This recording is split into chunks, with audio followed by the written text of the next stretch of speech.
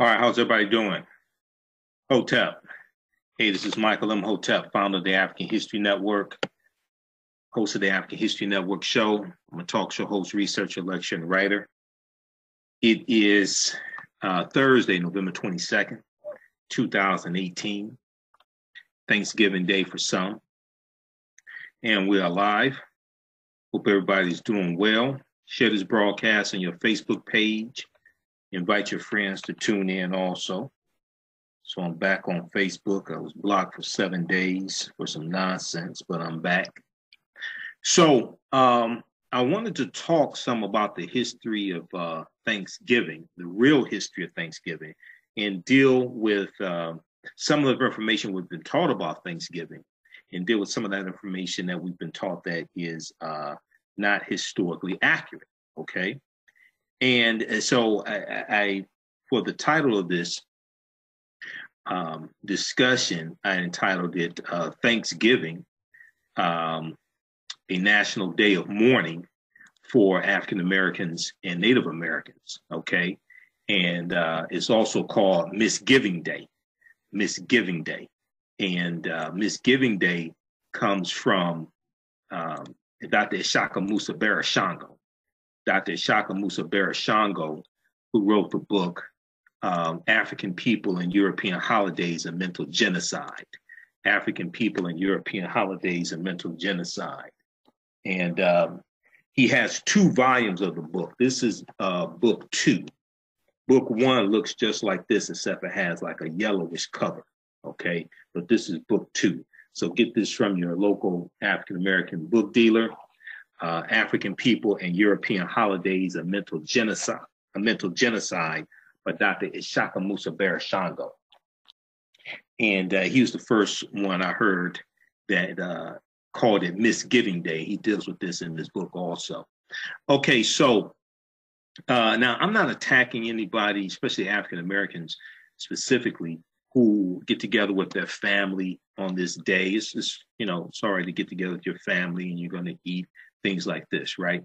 But we need to understand what it is that people are celebrating. We need to understand the history and understand the false history that has been fed to us also, and understand the real history as well, okay? All right, so I may say some things that go outside the circumference of your own awareness, all right? Just because you disagree with them or dislike them or never heard them before does not mean that it is not true. It just means you have to do some research to understand what I'm talking about, all right? Okay, so everybody follow us on our Facebook fan page, The African History Network, The African History Network, and share this broadcast as well. And those in the Detroit area, I will be at the Charles H. Wright Museum of African American History Friday, November 23rd, 9 a.m. to 7 p.m. for the Black Friday Marketplace. The Black Friday Marketplace, free and open to the public. There'll be African American vendors there. Come circulate your dollars, spend your dollars with African American owned businesses. We'll have a vendor table there also. Visit our website, AfricanHistoryNetwork.com for more information. AfricanHistoryNetwork.com for more information. All right, so let's jump into this.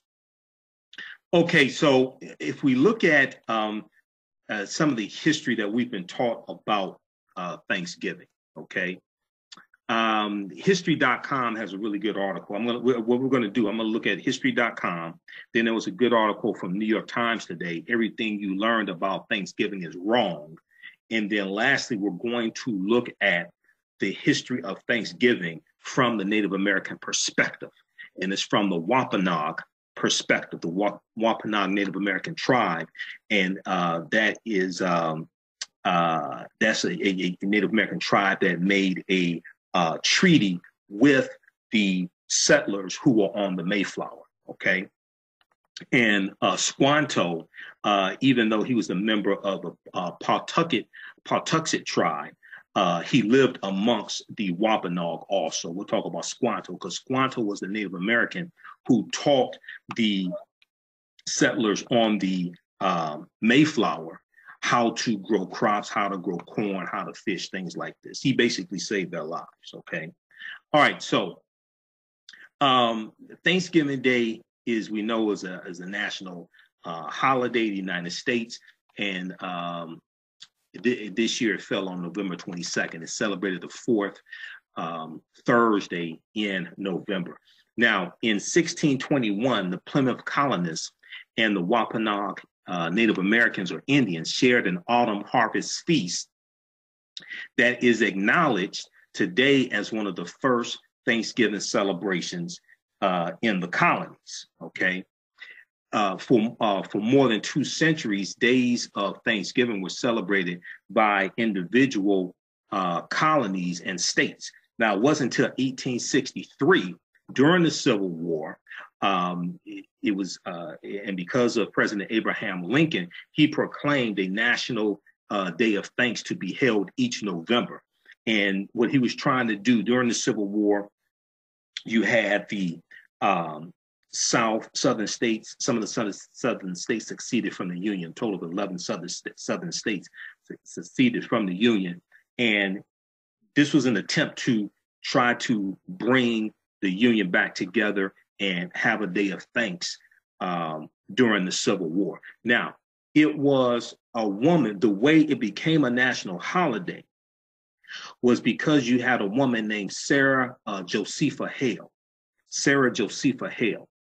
And Sarah Hale went on a letter writing campaign for years, writing politicians and congressmen and things like this. She went on a letter writing campaign for years to get a National Day of Thanks. And that started because she read stories and writings from the early settlers there in Plymouth, Massachusetts, who were on the Mayflower and reading about the early Thanksgiving celebrations that they had. She was inspired by that. So because of that, she wanted to have a National Day of Thanks. Now, many people may have never even heard of the name Sarah Josepha Hale, but they know her more so because of a nursery rhyme that she wrote called Mary Had a Little Lamb. Okay, so Sarah Josepha Hale is the woman who wrote Mary Had a Little Lamb, that I don't know any adult that's never heard that nursery rhyme. And she was the one who went on a letter writing campaign to have a National Day of Thanks that was celebrated each year. Okay. All right. Okay. How's everybody doing? Now, you all should be, I'm trying to monitor this here on my phone. We're coming through all right. Can you see me here? Okay. All right, I'm waiting for this to catch up on my phone. Okay. All right, so let's continue here. So just to give you some background history. All right, and I've done presentations in the past dealing with this also. Okay. All right.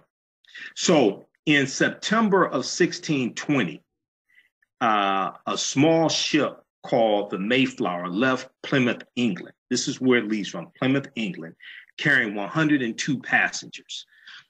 An assortment of religious separatists seeking a new home where they could freely practice their faith, and other individuals lured by the promise of prosperity and land ownership in the New World. Okay. Now, all of the passengers on the Mayflower were not pilgrims, or basically at that time, they really weren't called pilgrims from my understanding and research on this. They were basically referred to as purists or Puritanists. Okay. But there were 102 passengers. Only about 35 of those passengers were actually what we would call pilgrims, okay, or Puritanists. All right. Others were seeking fame and fortune. Others were indentured servants. They were merchants. They were those seeking wealth, seeking fortune, things like this. There were also 26 crewmen. So there were a total of 128 people that were on the Mayflower, okay? And they leave Plymouth, England in September of 1620, all right? So you have an assortment of religious separatists seeking a new home where they could freely practice their faith, and other individuals lured by the promise of prosperity and land ownership in the New World. Now, after a treacherous and uncomfortable crossing that lasted 66 days, They dropped anchor near the tip of Cape Cod for far north of their intended destination at the mouth of the Hudson River. Okay, so they were originally supposed to land in Virginia. Okay, this is where they were supposed to land. Now they were financed. They were given charters. They were given charters by King James Stewart the First. All right, this is the same King James Stewart, Stewart of England, who in 1600 commissioned his version of the Bible to be written, and it was completed in 1611. Okay, they were given a charter. It was from the London Trading Company. Okay, the London Trading Company. If I remember, well, actually, this was that was the going back to Jamestown, Virginia, 1607. King James Stewart the First, he gives one a charter for the London Trading Company and the Plymouth Trading Company. Okay, this one right here, I think this was the Plymouth Trading Company that they had the charter for, but they were originally supposed to land in Virginia. Okay, but ended up not landing in Virginia, ended up landing in Massachusetts, and where they land, they called it Plymouth. They called it Plymouth, named after where they came from. Okay.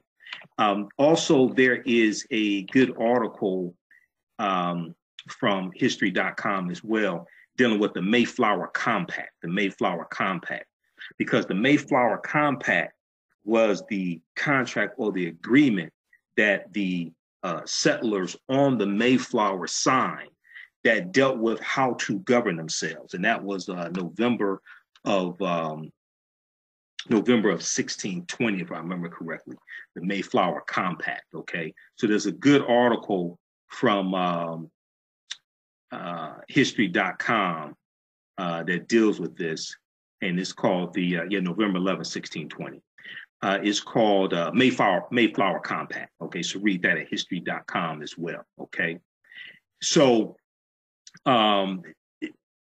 they signed the Pilgrims signed a contract with the Virginia Company to settle on land near the Hudson River, okay, which was then part of Northern Virginia. They originally supposed to settle in Virginia. Now, the Virginia Company was a trading company chartered by King James the First. Yeah, so it was the Virginia Company.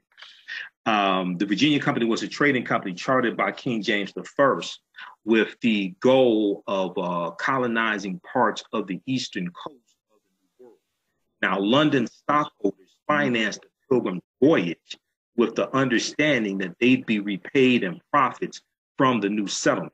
So if you go back and you look at Jamestown, Virginia, okay, and you look at King James Stewart the First, he issued charters for from the London Trading Company and the Trading, but also you have the Virginia trading company as well. And these were the trading companies that are going to finance these voyages. They didn't just get in the boat and sail. They were financed, okay? And then there was a reason why they were sailing, okay? And they were supposed to plant crops, create goods that people can sell, but also they're looking for riches, gold, silver, things like this. Okay, so when you go study the London Trading Company and the Plymouth Trading Company, okay, we're breaking up.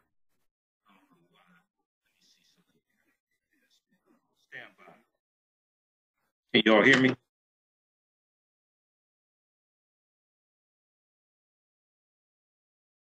Yeah, stand by.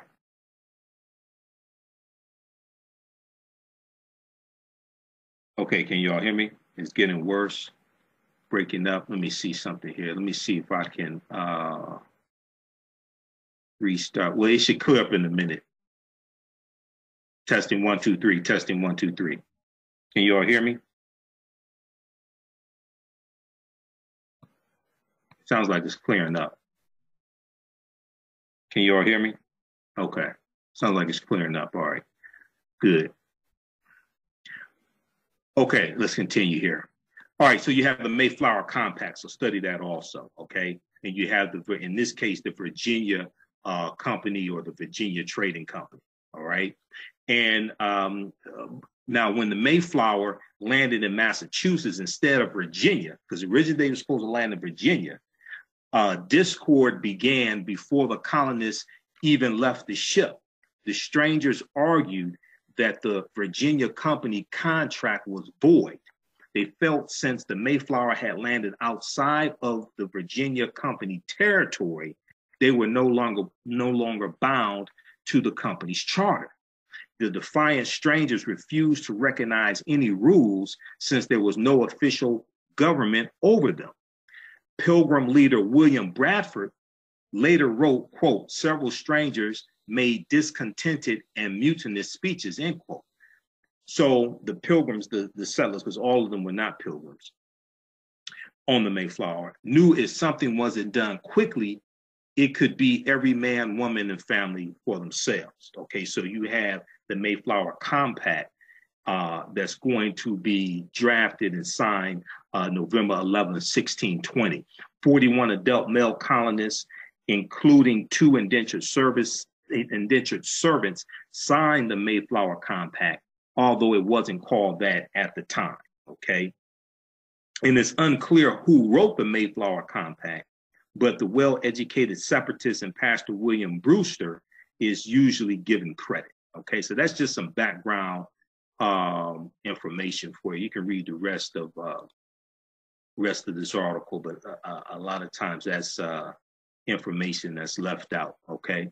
All right, so, and that's at history.com, Mayflower Compact. All right, so if we go back and look at some of the basic history here. All right, so after a treacherous and uncomfortable crossing, because they traveled 66 days to get to where they landed in Massachusetts, they dropped anchor near the tip of Cape Cod, far north of their intended destination, okay? Okay, hold on a second, this ad's popping up. All right, hold on. Okay, far north of their intended destination. And let me get this ad out of here. I hate these damn pop-up ads. All right. So throughout the first brutal winter, most of the colonists remained on board the ship, where they suffered from exposure, scurvy, and outbreaks of contagious diseases. Okay. Now, only half of the Mayflower's original passengers and crew lived to see their first New England spring. Okay. In March of 1621, the remaining settlers moved ashore, where they received an astonishing visit from an Abenaki Indian. Okay. Now, this is very interesting. This is spelled Abenaki. I had to do some research on that, Abenaki. Now, I've known sisters named Abena, Abenak. This is Abenaki, Abenaki, okay? So, where they received an astonishing visit from an Abenaki Indian who greeted them in English, in the English language. Now, several days later,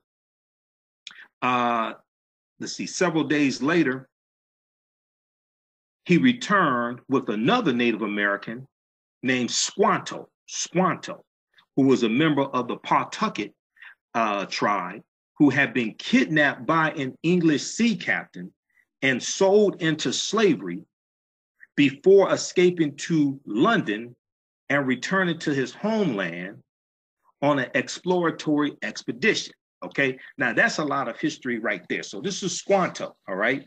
And when you study Squanto, they talk about him in another article as well, because Squanto he learned English.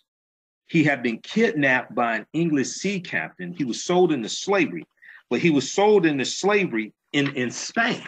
Okay, he was sold into slavery in Spain. Now, this is after the Moors lose control of Spain. They lose control of their last stronghold, January 2nd, 1492. And the transatlantic slave trade is well underway, okay? It goes back to the 1440s, early 1440s with the Portuguese. All right. But a lot of people don't know that you had Native Americans who were also being captured and taken to England and enslaved. Okay. You have a number of things taking place. You have Africans taken from Africa and they're taken into the so-called New World. They're brought into the US, what we call the US, because the Spanish were taking Africans into the territory we call South Carolina in the 1520s. Okay. This is about 100 years before Jamestown, Virginia, because the Spanish were the second ones involved in the transatlantic slave trade. The Portuguese were the first. And you look at Spain and Portugal, they're right next to each other. So this is where the Moors, when they go in from Morocco in 711 AD, they go into what then was called the Iberian Peninsula, Iberian, the Iberian Peninsula. Today it's called Spain and Portugal. All right.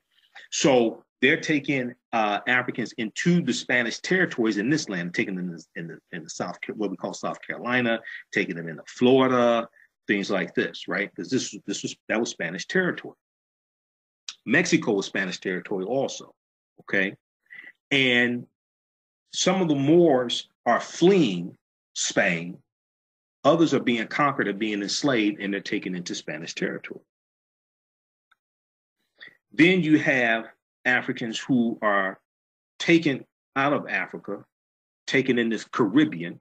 And see, this is why understanding Christopher Columbus is so important, because Columbus, even though he is conquering for the Spanish crown, and the Spanish were the second involved in the transatlantic slave trade, he really largely lays the foundation for slavery, racism, capitalism, and exploitation of indigenous people, because it's going to explode with the so-called discoveries on his 4 voyages, okay? Because it's Columbus who uncovers the Bahamas, Haiti, Jamaica, Cuba, Puerto Rico, Honduras, Panama, all of that. And you're gonna have Spanish slave plantations in all those areas. Okay. So this is going to cause the slave trade to explode. And then you have these various European nations fighting each other for these new territories that are being uncovered. Okay. Because they're trying to rebuild their lands. They were coming out of the Dark Ages. They had lost between 1/4 to 1/3 of their population. The Black Death hit, the bubonic plague, in 1347 to 1400 in spurts. They lose somewhere between 25 million to 75 million Europeans, and they're trying to rebuild Europe. Okay, and one of the things Columbus was looking for on his 4 voyages was another source of sugar, because the Moors had introduced sugar into Europe, and a lot of the Europeans had gotten hooked on sugar. So when you study like Jamaica and Haiti, Puerto Rico, things like this, Cuba, they're going to have very large sugarcane plantations there. And even to this day in Cuba, sugar is like one of the top 3 exports out of Cuba to this day. That goes back to the history of Columbus and the conquering by the Spanish and the plantations that were set up there. Okay, so all this history, you have to understand this history chronologically. 1620, the Mayflower didn't just pop up out of history. That's the culmination of a sequence of historical events. So you have to understand how all these historical events tie in together.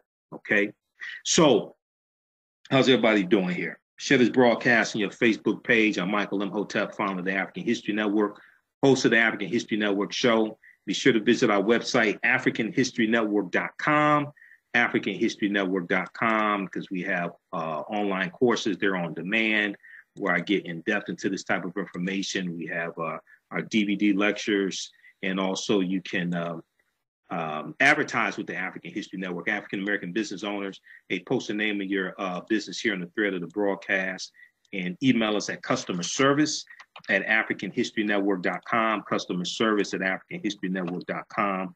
We'll let you know how to advertise with the African History Network on the audio podcast of our radio show also. customer service at AfricanHistoryNetwork.com. And you can donate to the African History Network if you like this type of information, you want to support us. PayPal.me/the AHN show. PayPal.me/the AHN show. Okay. All right. So let's continue here. All right. So throughout the brutal first winter, they stayed on the Mayflower ship.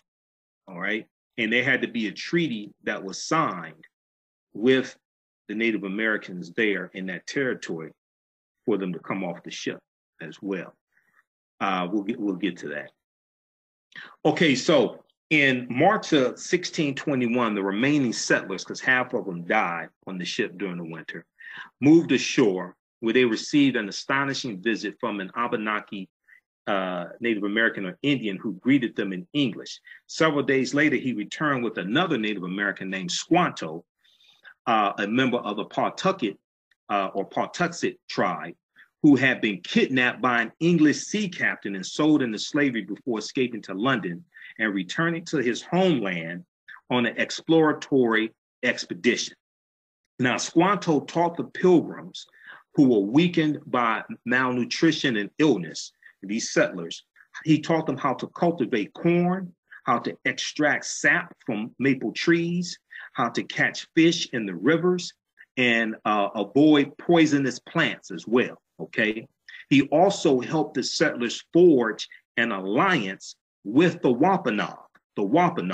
Now, the Wampanoag Native Americans were a local tribe which would endure, they were a local tribe there, and the alliance would endure for more than 50 years and tragically remains one of the sole examples of harmony between European colonists and Native Americans, because there was not a whole lot of harmony. And then when you actually read their writings of these settlers that were on the Mayflower, they spoke very negatively about the Native Americans. They talked about them, being savages and heathens and things like this. So they spoke very negatively about them. Now, in November of 1621, after the Pilgrims' first corn harvest proved successful, Governor William Bradford organized a celebratory feast and invited a group of the fledgling colony's Native American allies, including the Wampanoag chief Massasoit. I think that's how you pronounce his name, Massasot, Massasoit. This is now remembered as America's first Thanksgiving. Okay, and when you see the famous picture, depicting it, things like this. This is what they show. All right, and we'll flip over here and let you see this. And this is when you hear stories about this. If it's not Charlie Brown Thanksgiving, this is what they're showing. Right? They're showing you the settlers, the European settlers there with the Native Americans, and everything's peaceful. Okay, so this picture right here, this depiction, is where we get the image of the first Thanksgiving celebration from. Okay, dealing with in 1621. This is where this comes from. This is the power of image. This is the power of media. Okay. All right. So let's continue here. All right. How's everybody doing? Okay, so while no record, okay, now this image is remembered as America's first Thanksgiving. Now, although the Pilgrims themselves may not have used the term of Thanksgiving at the time, the festival lasted 3 days, okay? While no record exists of the historic banquet's exact menu, the Pilgrim chronicler, Edward Winslow, not Eddie Winslow, Family Matters, but Edward Winslow wrote in his journal that Governor William Bradford sent 4 men on a fowling mission, Fowling, a fowling mission, okay, in preparation for the event, and that the Wampanoag guests arrived bearing 5 deer, okay, D-E-E-R, 5 deer. Now, historians have suggested that many of the dishes were likely prepared using traditional Native American spices and cooking methods. Because the Pilgrims had no oven and the Mayflower's sugar supply had dwindled by the fall of 1621, the meal did not feature pies, cakes, or other desserts, which have become a hallmark of contemporary celebrations. Okay. Now, the Thanksgiving becomes, how does Thanksgiving become an official holiday? So Pilgrims held their second Thanksgiving celebration in 1623 to mark the end of a long drought that had threatened the year's harvest and prompted Governor William Bradford to call for a religious feast. Okay, so keep in mind at this point, right? You already have Jamestown, Virginia. This is not the first settlement. Just keep that in mind. This gets a lot of attention, but Jamestown, Virginia, 1607 already exists. Okay, so days of fasting and Thanksgiving of an annual or occasional basis became common practice in other New England settlements as well. But this is a practice that they were some of them were practicing in England also. It did not just start in New England. So during the American Revolutionary War, 1775 to 1783, the Continental Congress designated one or more days of Thanksgiving a year. All right. And in 1789, George Washington issued the first Thanksgiving proclamation by the national government of the United States. All right. But this was not an annual Thanksgiving. Now, in this proclamation, George Washington called upon Americans to express their gratitude for the happy conclusion to the country's War of Independence, okay, and the successful ratification of the U.S. Constitution, because the Constitution is signed in September 17, 1787, and it's ratified in about 1789. In 1789 is when the first Congress meets. Actually, March 4th of 1789 is when the first U.S. Congress meets, okay? All right, so now his successor, John Adams, okay, who's the second president, and John Madison, his successors, John Adams and John Madison, also designated days of thanks during their presidencies, okay? But at this time, it's not a national annual celebration, all right? Okay, so in 1817, New York became the first of several states to officially adopt an annual Thanksgiving holiday. Each celebrated it on a different day. However, the American South remained largely unfamiliar with the tradition. Now, in 1827, the noted magazine editor and prolific writer, Sarah Josepha Hale, Josepha, who I talked about, Hale, she was an author, and among countless other things, she was the author of the nursery rhyme, Mary Had a Little Lamb. She launched a campaign to establish Thanksgiving as a national holiday. So for 36 years, she went on this campaign to have a national annual day of thanks. Okay, for 36 years, she published numerous editorials and sent scores of letters to governors, senators, presidents, and other politicians. Abraham Lincoln finally heeded her request in 1863 at the height of the Civil War in a proclamation entreating all Americans to ask God to, quote, commend to his tender care all those who have become widows, orphans, mourners, or sufferers in the lamentable civil strife, end quote, and to, quote, heal the wounds of the nation, end quote. This is during the Civil War, which tore America apart. And you have about 620,000 people who lost their lives in the Civil War, all right? So now Lincoln scheduled Thanksgiving for the final Thursday in November, and it was celebrated on that day every year until 1939. Now, in 1939, President Franklin Delano Roosevelt moved the holiday up 1 week in an attempt to spur retail sales during the Great Depression. Okay, so so he moved it up to be celebrated on the fourth Thursday of basically the fourth Thursday of each month. Now, Roosevelt's plan, known derisively as Thanksgiving, was met with passionate opposition, and in 1941, the president reluctantly signed a bill making Thanksgiving the fourth Thursday in November. All right. Okay, so you can read the rest of this here. And their parades that take place, the Macy's Thanksgiving Day Parade was one of the first ones, if not the first, and it's one of the largest. So you can read the rest of this here. Okay, there's a lot more. I just don't have time to get into it. All right. So that's some of the traditional background information on Thanksgiving, and it helps to dispel some myths. All right. Now, there was a good article from today, November 22nd, from the New York Times, entitled "Everything You Learn About Thanksgiving is Wrong." Everything you learn about Thanksgiving is wrong. Okay. And one of the things that's important to understand when we talk about the Native Americans, right? And we talk about Africans being brought to this land. I didn't get a chance to talk about it.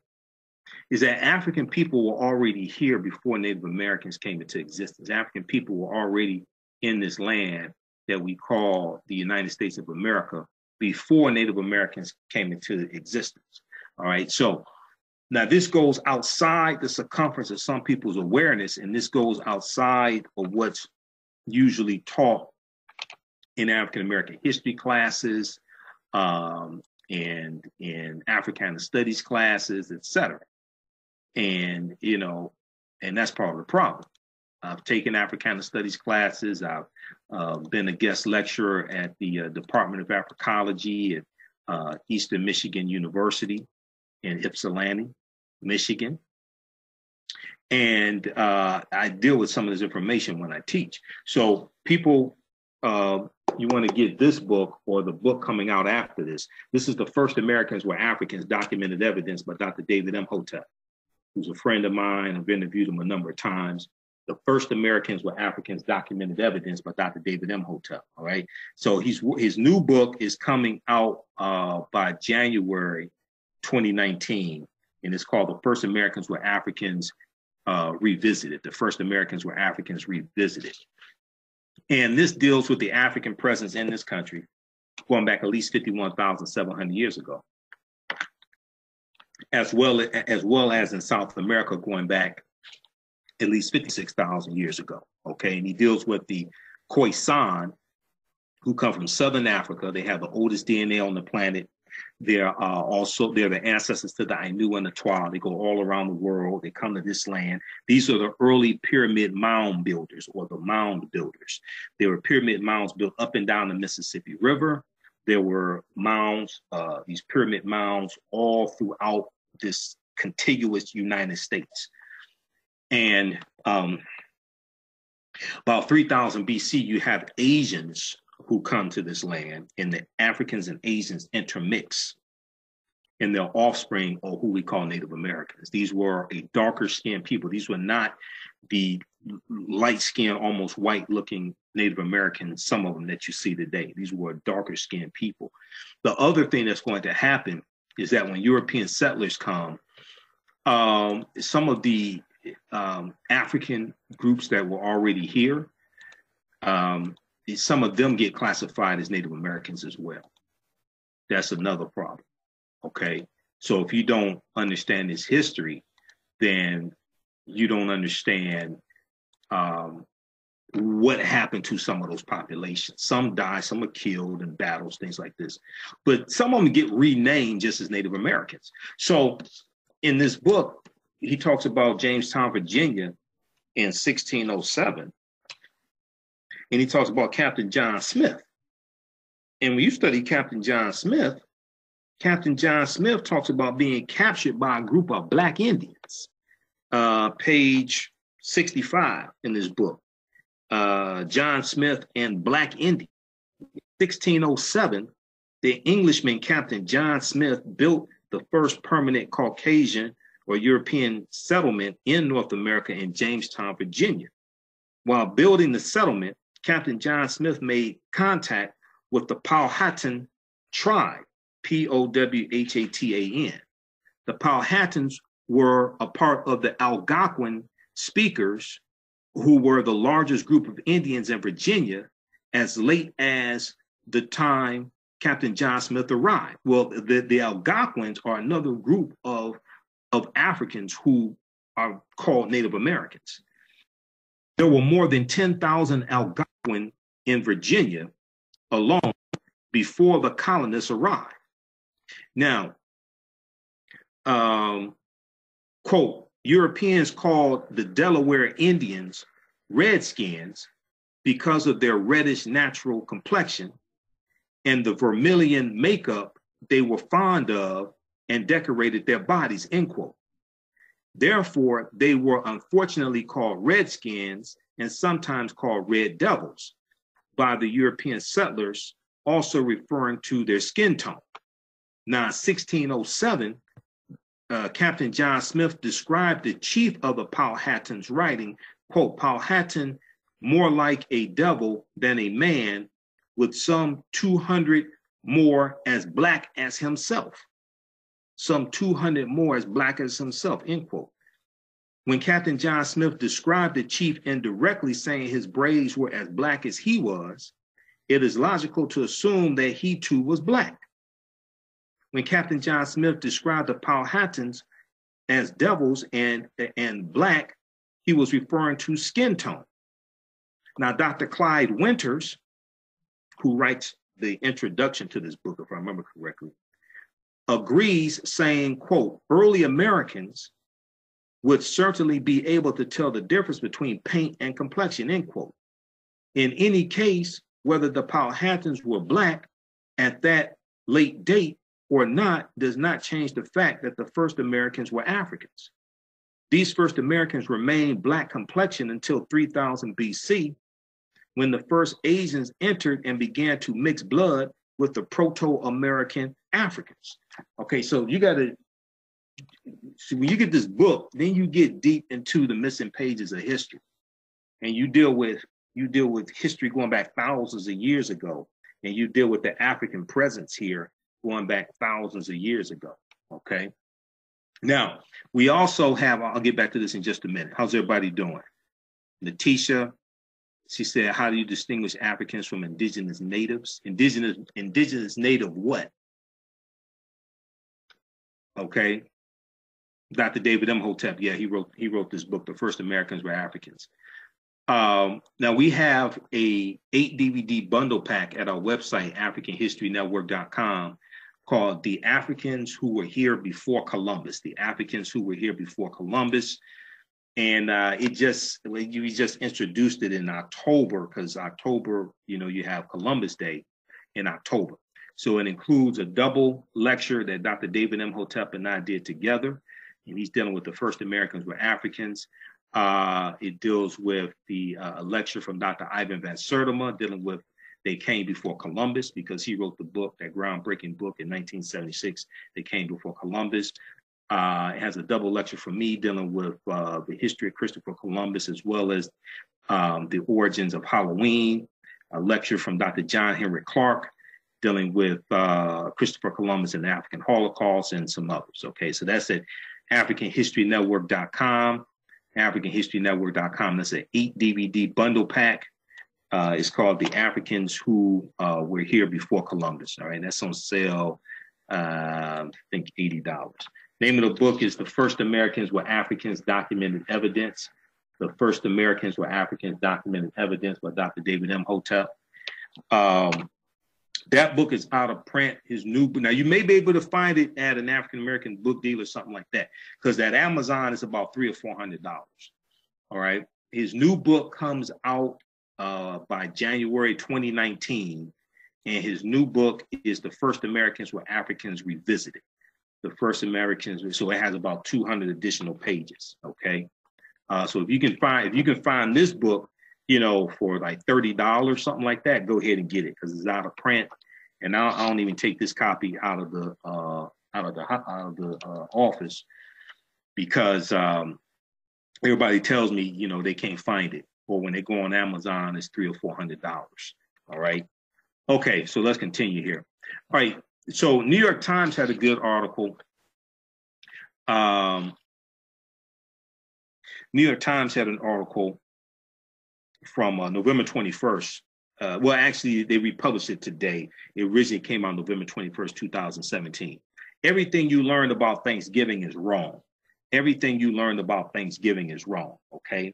And they talk about how a lot of this has to do with the textbooks in schools. And they didn't say African-American schools. They said schools, period, okay?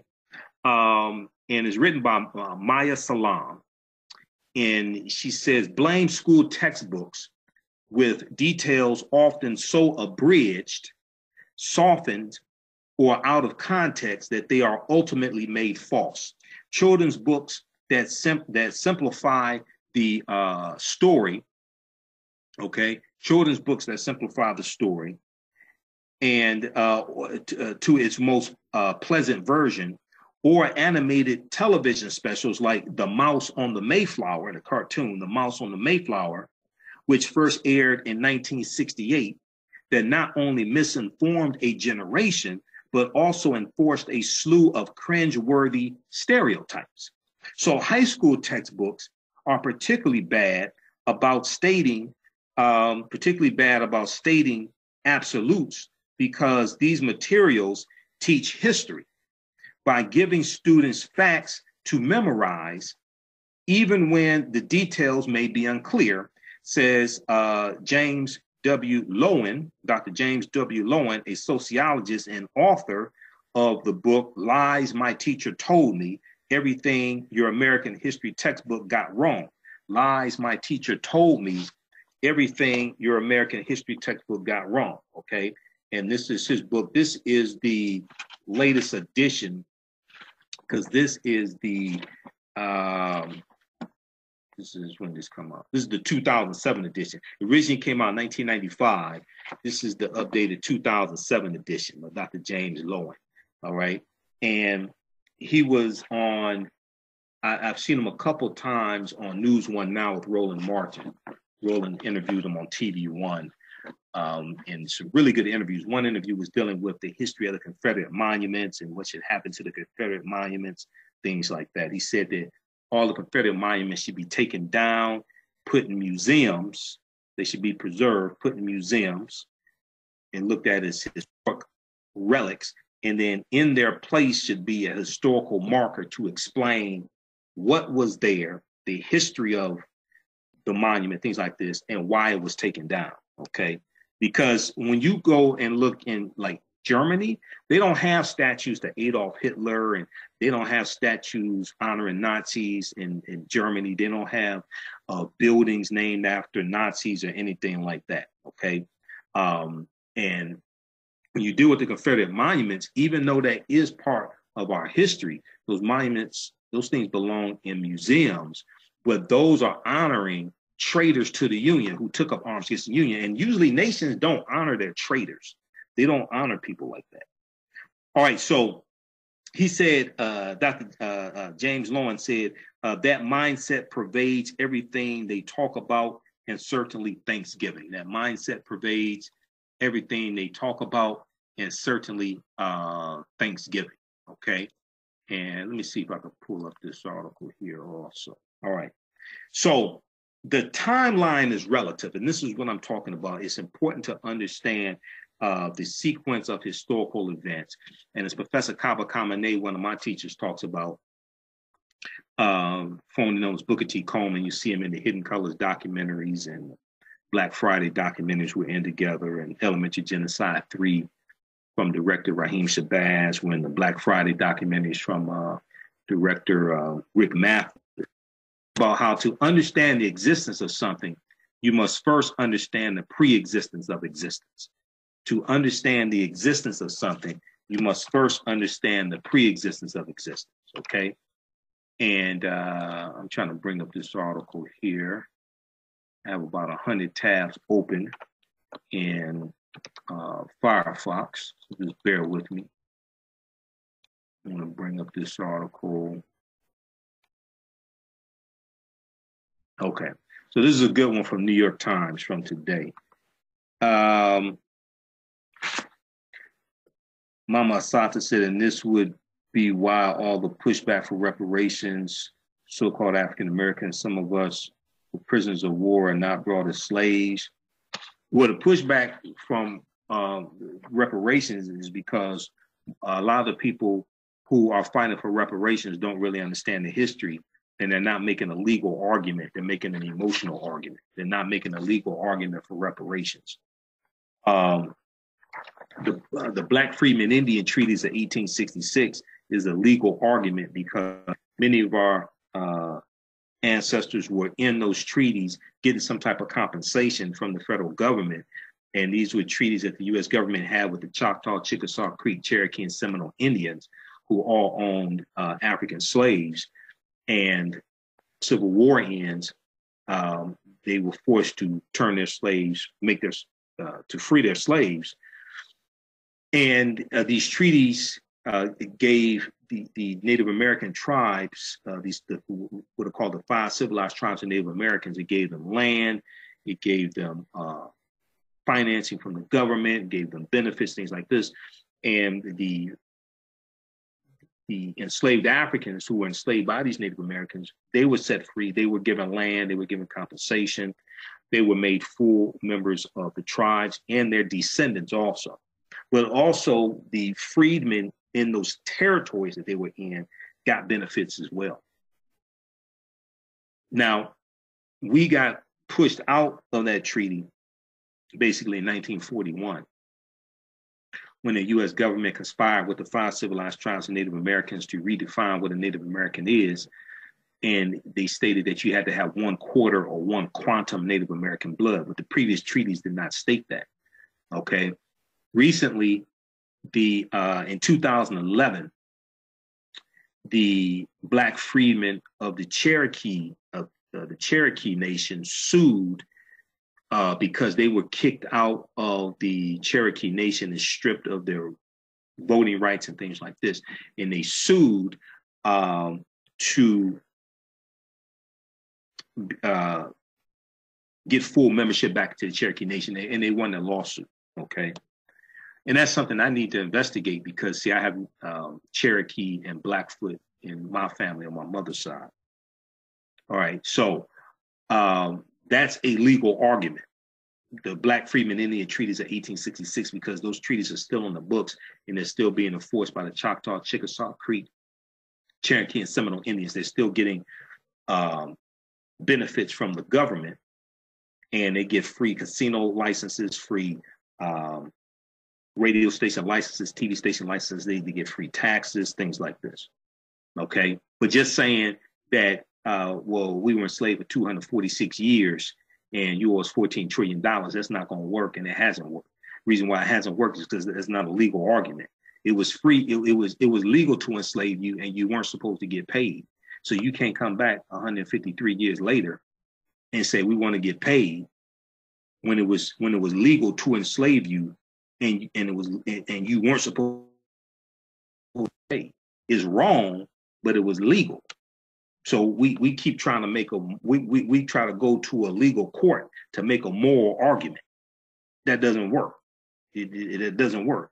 Now a legal argument is January 1st, 1808, the law that was passed the Congress in March 2nd of 1807 that outlawed the international slave trade, which meant that January 1st, 1808, and went into effect, and it outlawed the importation or bringing in African people as slaves.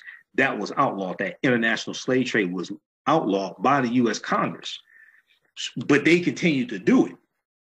So now you have a legal argument from 1808 on to 1860, 61. Now you have a legal argument because the U.S. is breaking their own laws. You have a legal argument for the importation. It was still legal to enslave them in the country. It was illegal based upon the federal government's own laws to bring them into the country. So the Clotilda, which was the last slave ship to came in to Alabama, the Clotilda about 1860. The Clotilda, that was totally illegal. All right. So now that's a legal argument, okay, for the importation. It was still legal to enslave them and not pay them wages. So even though it was morally wrong, you can't come 153 plus years later and say, well, we want to be paid. Well, it was legal to enslave.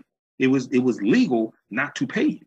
Okay. But the Black Freedmen Indian treaties, that's our best chance to get any type of compensation, because those are laws still on the books now, and ancestors, and we have our ancestors, many of them were in those treaties getting benefits. But this is why you have to understand history. A lot of people who are fighting for reparations don't understand this history. They mean well, but they really don't understand this history, and they're not attacking it from a legal perspective. They're attacking it from a moral perspective. This is why they haven't accomplished anything. All right. Google search 400-year head start by Tim Wise to fully understand systemic handouts. Oh, I'm familiar with all of that. You can read How White Folks Got So Rich, the Untold Story of American White Supremacy, and get that. I'm familiar with Tim Wise. Tim Wise has some good information. This is the second edition. I have a third edition in my backpack. How White Folks Got So Rich, the Untold Story of American White Supremacy. So when we talk about reparations, we need to approach it from a legal perspective as opposed to an emotional perspective. All right. So high school textbooks are particularly bad about stating absolutes, because these materials teach history by giving students facts to memorize, even when the details may be unclear, says James Lowen, a sociologist and the author of Lies My Teacher Told Me, Everything Your American History Textbook Got Wrong. Everything Your American History Textbook Got Wrong, okay? All right, so that mindset pervades everything they talk about, and certainly Thanksgiving, he said. So the timeline is relative. So the Mayflower did bring pilgrims to North America from Plymouth, England in 1620, as we talked about, and they disembarked at what is now Plymouth, Massachusetts, where they set up a colony, okay? In 1621, they celebrated a successful harvest with a 3-day gathering that was attended by members of the Wampanoag tribe, as we talked about. It's from this that we derive Thanksgiving as we know it. But it wasn't until the 1830s that this event was called the first Thanksgiving by New Englanders, who looked back and thought it resembled their version of the holiday, said Kate Sheehan, a spokeswoman for Plymouth Plantation, a living history museum in Plymouth. So what she's saying is that the subsequent years, late in the 1600s, things like this, they didn't see the 1621 feast, right, as the idea of Thanksgiving. But going into the 1830s, looking back, reading the stories, they look back and they look at this, they look at 1621 as the first Thanksgiving and the idea type Thanksgiving, okay? So we have to understand, and then we see in 1836, Sarah Josepha Hale, who had been reading the writings of the pilgrims, of those settlers there in Plymouth, letter writing campaign to have a National Day of Thanks, but her mindset is shaped by her perception of that first Thanksgiving, okay? So the holiday wasn't until 1863 when President Abraham Lincoln declared it a kind of thank you for the Civil War victories in Vicksburg, Mississippi, and Gettysburg, Pennsylvania. Beyond that, claiming that it was the first Thanksgiving isn't quite right either, as both Native American and European societies have been holding festivals to celebrate successful harvests for centuries, James Lowen said, but also in the article from the history.com that I talked about, the history of Thanksgiving, they talk about that as well. That's what I was saying. Even in England, they had a celebration of thanks and prayers and fasting, things like this. Okay, that already existed.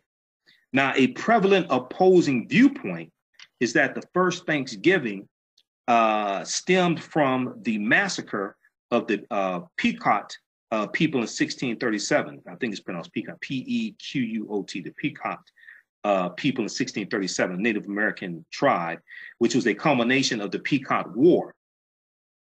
While it is true that a day of Thanksgiving was noted in the Massachusetts Bay and the Plymouth colonies afterward, it is not accurate to say it was the basis for our modern Thanksgiving, said Kate Sheehan. Okay. Now, in this article, they actually show you Plymouth Rock, which is a huge rock. Plymouth Rock in Pilgrim Memorial State Park in Plymouth, Massachusetts. The rock known as the landing place of the Pilgrims was not mentioned in the Pilgrims' original writings. Instead, it is part of the region's oral history.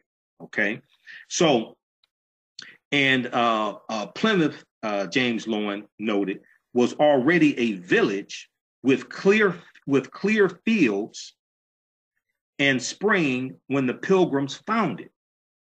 He said, a lovely place to settle. Why was it available? Because every single native person who had been living there was a corpse, end quote.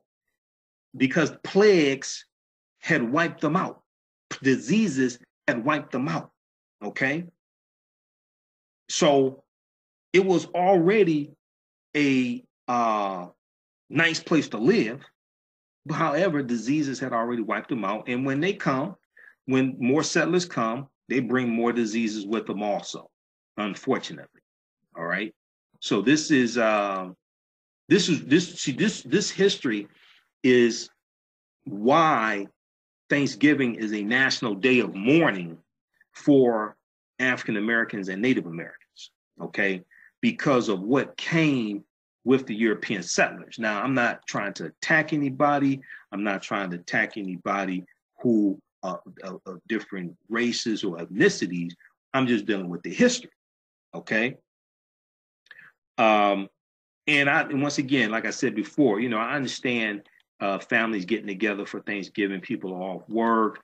You know, some of the family members who you see this year may not be alive next year, okay? You know, I'm all for getting together with family on Thanksgiving, and I know people are going to eat things like this. Now, I don't know why you're watching football, because Colin Kaepernick doesn't have a job yet, so I'm not sure why people are watching football, and I really don't understand why people are watching the Detroit Lions. You must want to waste time and have your heart broken, as sorry as the Lions are, but that's a whole nother story.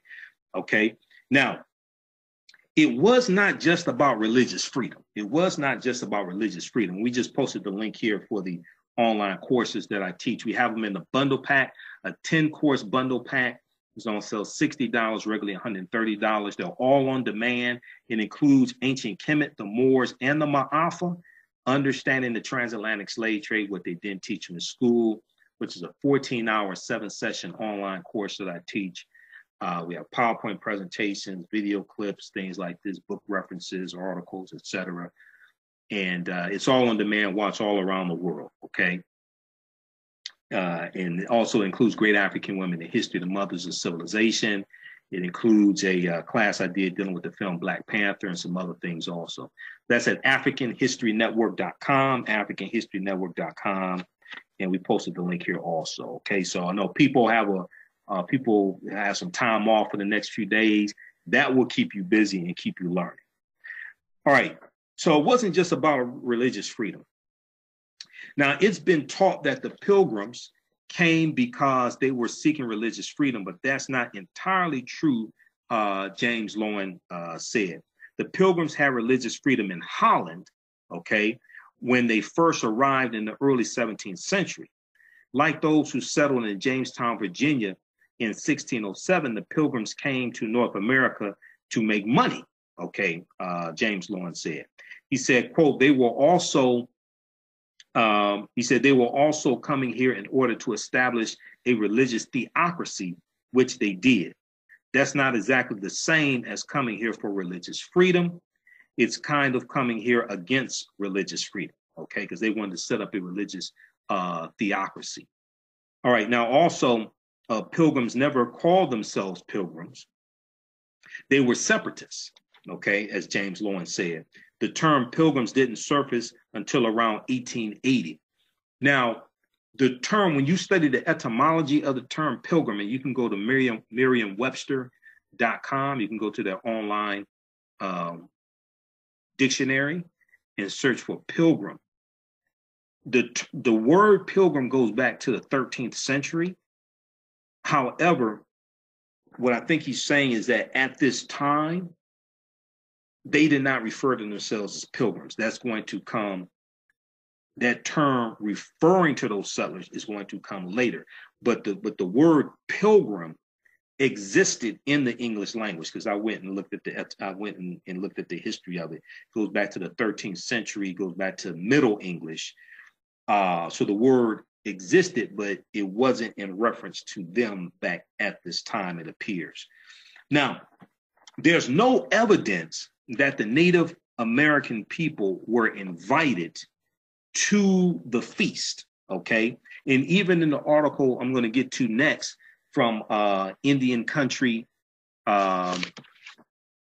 Today Media Network.com, which is a Native American news source, when they talk about the first Thanksgiving from the Native American historical perspective, right? They talk about this as well. Now, so possibly the most common misconception is that the Pilgrims extended an invitation to the Native Americans for helping them reap the harvest, okay? Now, the truth of how they all ended up feasting together is unknown.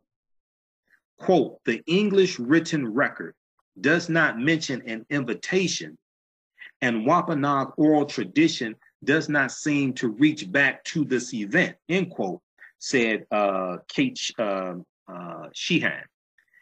But there are reasons the Wampanoag leader could have been there, she said, adding, quote, his people had been planting on the other side of the brook from the colony. Another possibility is that after his harvest was gathered, he was making diplomatic calls, end quote, okay? So even though the feast took place, it's not exactly clear how the Native Americans ended up at the feast. There's no clear evidence of an invitation from the European settlers to the Native Americans to come feast with us. So the deadly conflicts, okay, so it is true that the celebration was an exceptional cross-cultural moment with food, games, and prayer. Now, the deadly conflicts that came afterwards, however, created an undercurrent that is glossed over. James Loewen went on to say, still, quote, we might as well take charge of fairness and idealism and so on whenever we find them in our past and recognize that and give credit to them, end quote, he said. Now, the role of Squanto is complicated, okay? It's like a Facebook relationship status, right? It's complicated, okay? And we'll go to some of your comments here in just a second here. Do Native Americans celebrate Thanksgiving? I don't know too many that do. I don't know. And the Associated Press had a story today. ABC News picked it up. Yahoo News, we posted it here on our Facebook fan page, dealing with Thanksgiving being a National Day of Mourning, and they talk about this ceremony that takes place, and we'll pull it up here. They deal with this ceremony that takes place each year, and it's been going on for something like 46 years, which is a National Day of Mourning from Native Americans. Okay, Harvey asked this question. Detroit is your city. Yeah, I live in Detroit. We're losing it to gentrification. But yeah, I live in Detroit. And those in Detroit, I'll be at the Charles H. Wright Museum of African American History on Friday, November 23rd, Black Friday, 2018, 9 a.m. to 7 p.m. for the Black Friday Marketplace. The Black Friday Marketplace. We'll have a vendor table there for the African History Network. We'll have our DVDs there, like the Mail Trek DVDs that teach our children their history using conscious hip hop and animation. We also have these at our website, AfricanHistoryNetwork.com, and the Mail Trek storybooks as well. You can order these. And we have these in a bundle pack also at AfricanHistoryNetwork.com. This deals with exploring ancient Africa for our children. 9 a.m. to 7 p.m. free event open to the public. Come on out, circulate dollars with African American owned businesses, and visit AfricanHistoryNetwork.com for more information. Okay, they defeated the Panthers. No, the Lions lost today. They lost to the Chicago Bears. Matthew Stafford was intercepted twice. I still don't know why they still have him, to tell you the truth. I don't know why they haven't traded Matthew Stafford. They need to go get Colin Kaepernick. The Detroit Lions need to go get Colin Kaepernick. Toya Austin, how you doing? Isha. But you do so finally stand up with other knowledgeable people, but take the lead and get is justice. Thank you. I'm not sure what you're talking about. Maybe you're talking about reparations. Okay. Mama Asta said, oh, and thank you, sir, for the explanation of reparations.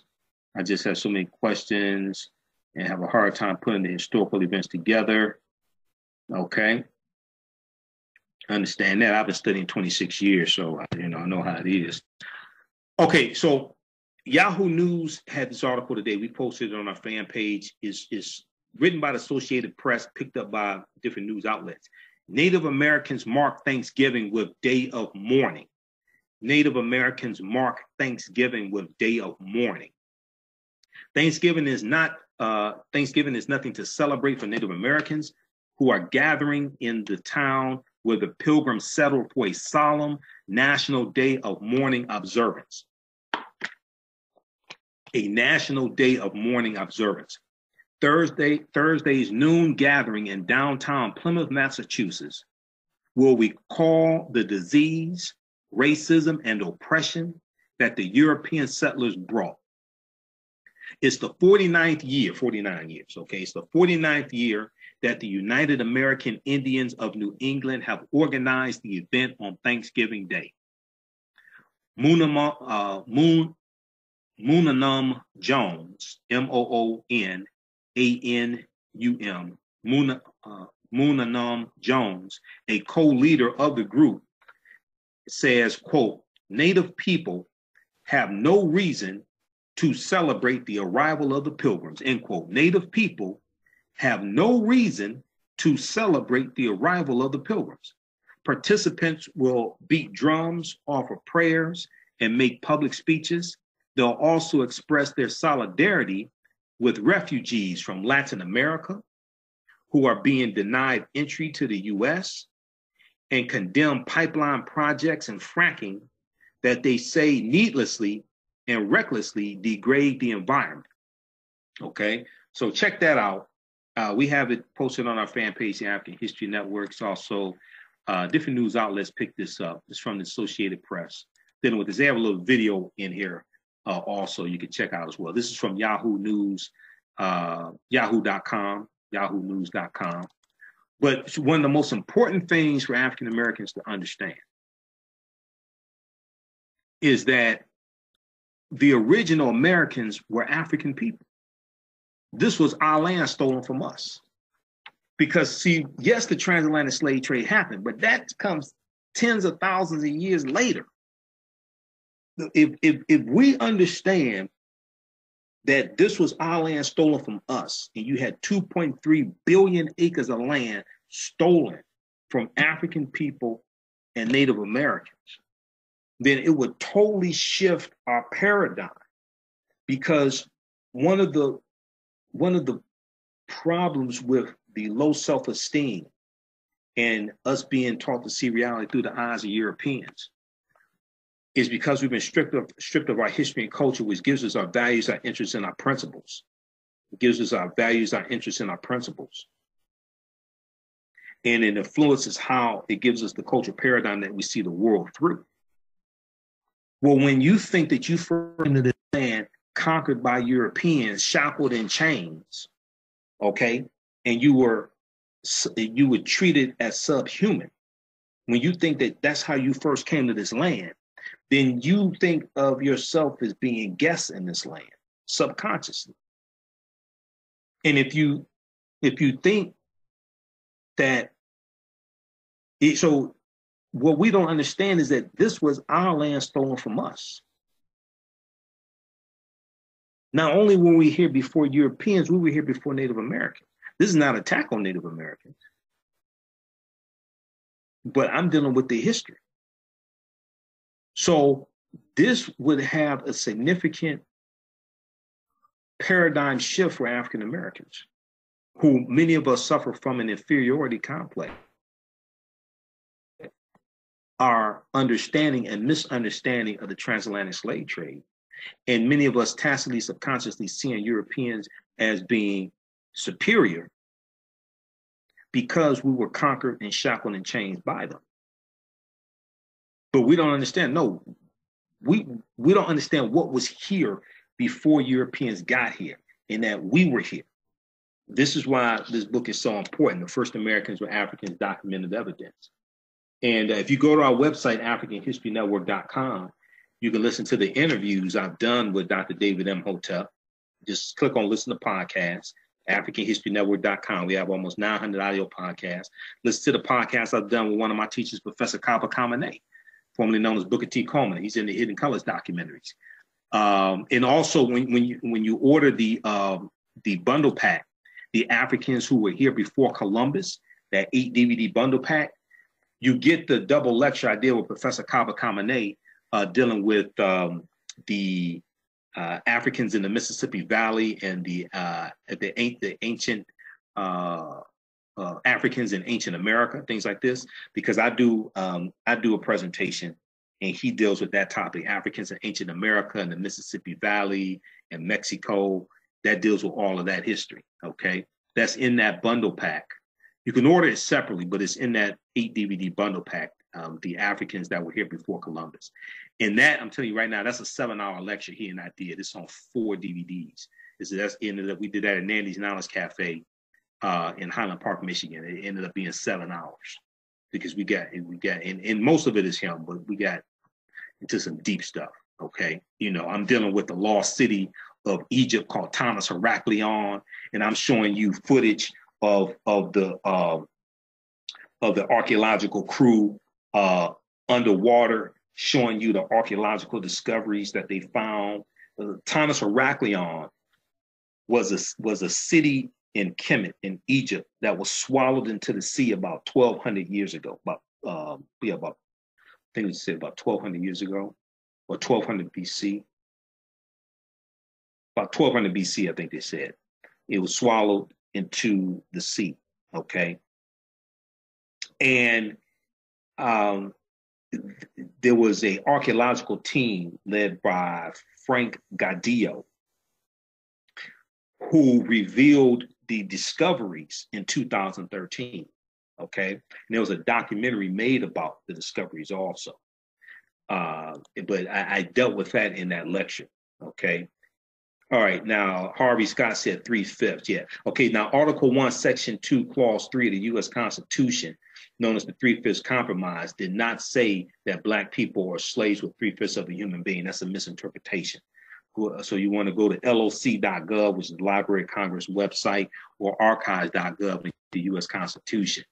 It says for the purpose of taxation or apportionment, that they will count the full population of people, and of the people in bondage, they would count 3/5 of those persons.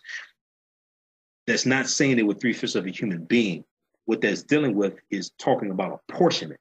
Apportionment deals with how do you determine how many seats in the U.S. House of Representatives a particular state will have, okay? That's determined by population.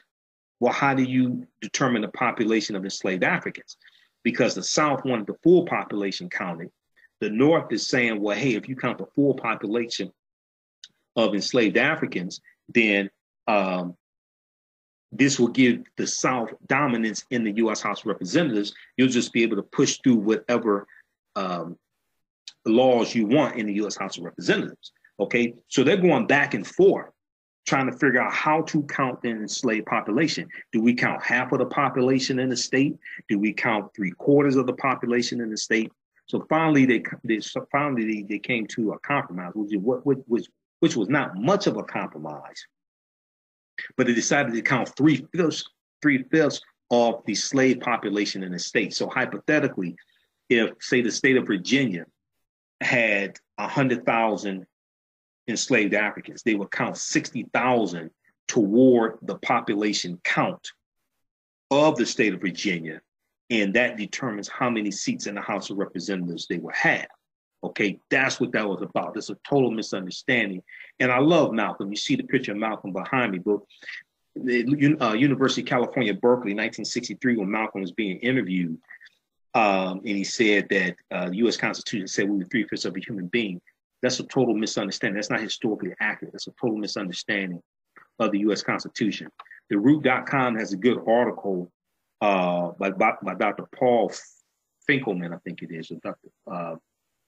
It's called The 3/5 Compromise, Why Its Taint Persists. The 3/5 Compromise, Why Its Taint Persists, which goes deep into the history of the 3/5 Compromise, Article 1, Section 2, Clause 3 of the U.S. Constitution, and explains why it does not say we were 3/5 of a human being.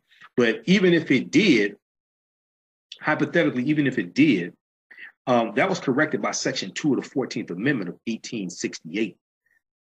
So that was corrected 150 years ago. Even if it did say that, the way that the count was taken, okay, to count the full population of people, and you know the 14th Amendment gave birthright citizenship to those former enslaved Africans. This is what, and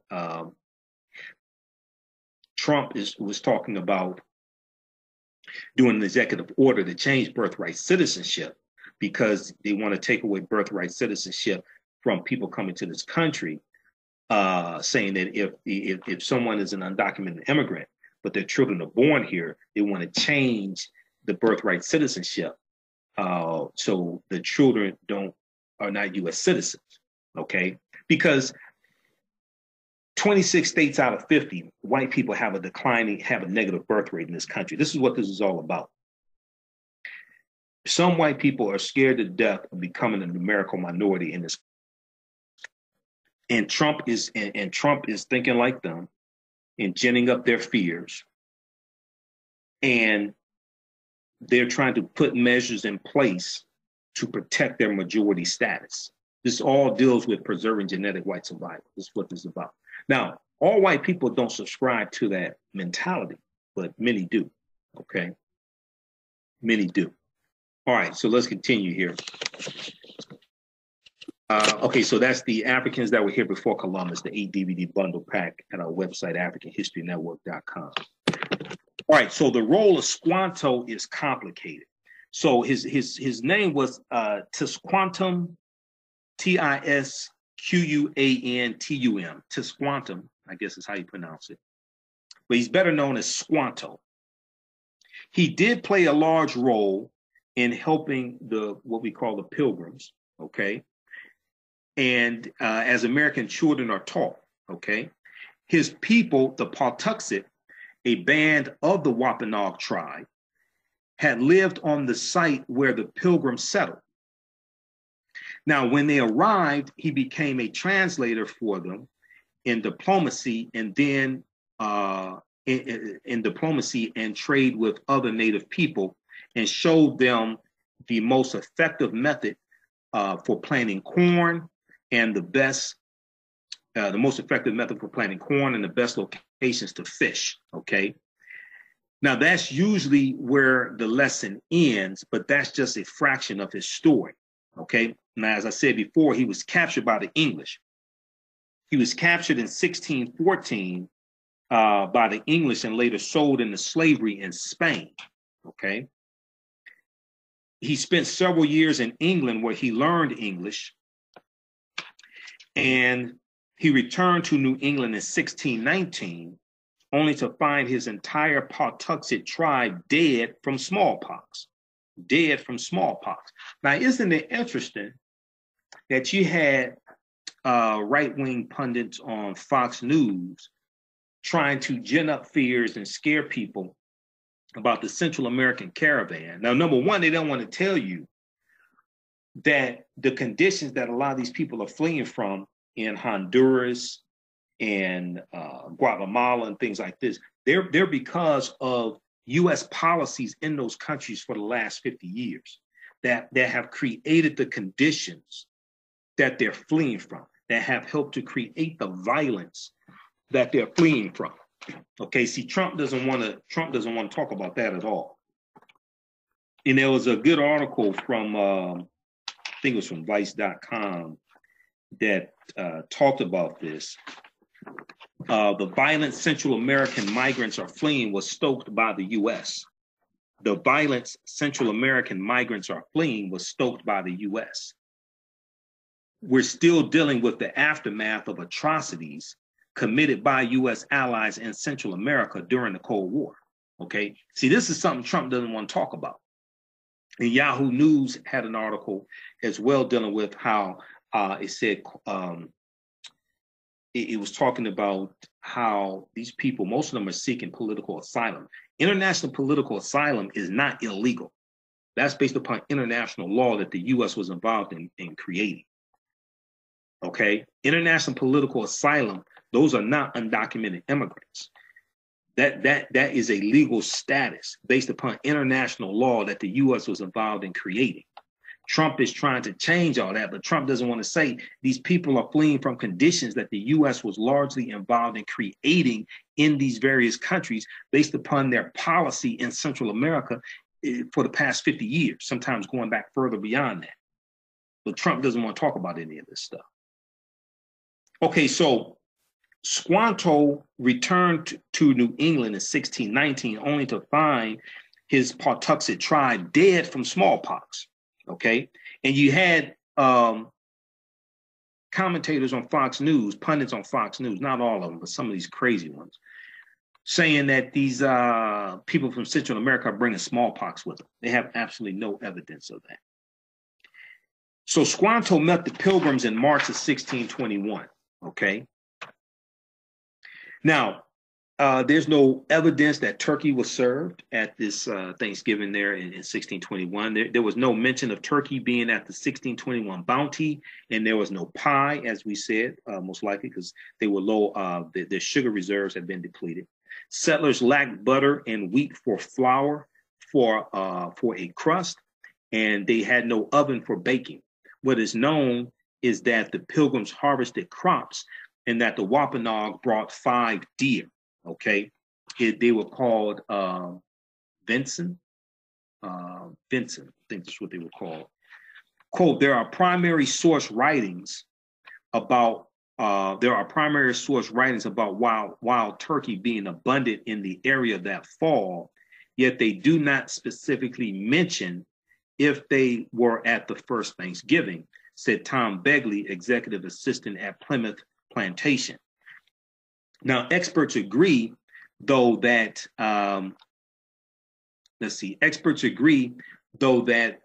there was certainly some wild fowl, goose, duck, or turkey served along with the venison, VENI.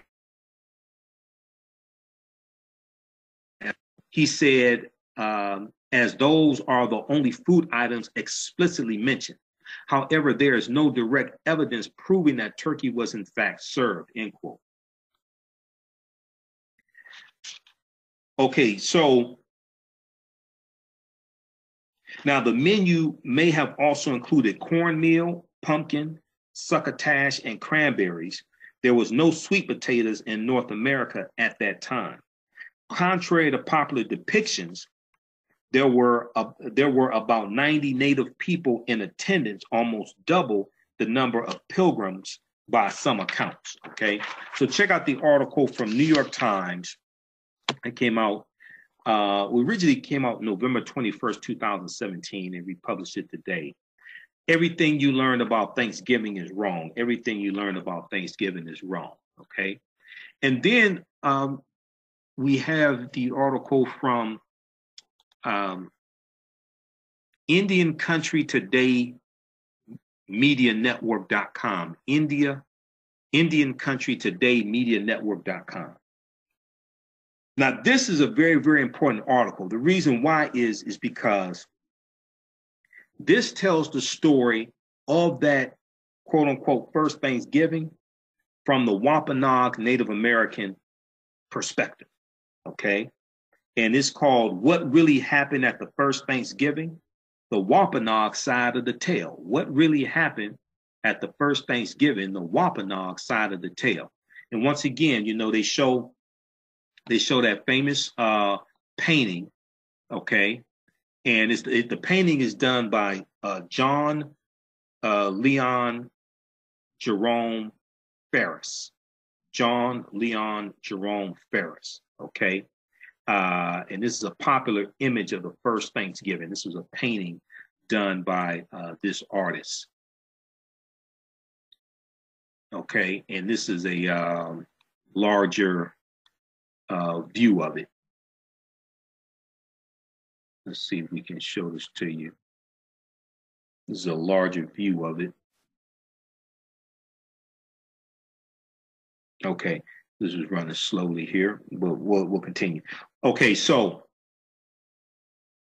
yeah, okay, it's coming up. Hold on just a second here. So you can see a wider angle of it. And from the accounts, there were about 90 Native Americans there, about twice as many Native Americans as European settlers. Okay.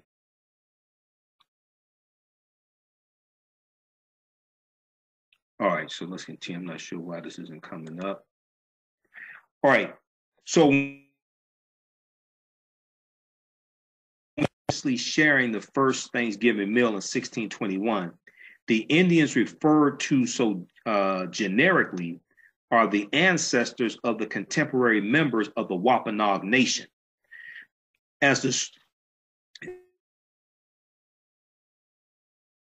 Who sailed from England on the Mayflower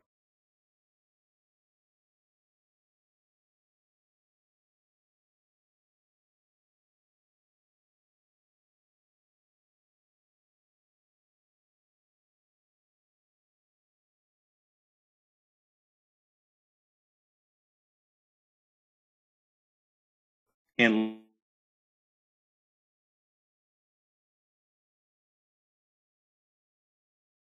landed in Plymouth, Massachusetts. Plymouth governed a feast to celebrate the harvest. Just a second here. Can y'all still hear me?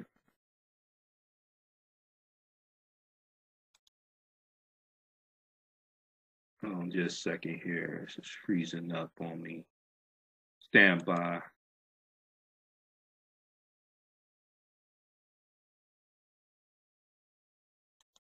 Okay. All right. So they go through like the basic history that we've been taught. All right. And so Plymouth Governor William Bradford organized a feast to celebrate the harvest, etc. Okay. So we know what we're taught in mainstream media and in schools is made up. What's the Wampanoag version of what happened? What's the Wampanoag version of what happened? So they say, yeah, it's made up. It was Abraham Lincoln who used the theme of pilgrims and Indians eating happily together. He was trying to calm things down during the Civil War. He was trying to calm things down during the Civil War.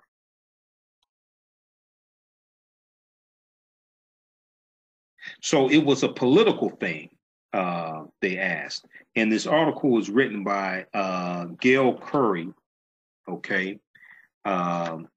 This article is written by Gail Curry, and she is interviewing Ramona Peters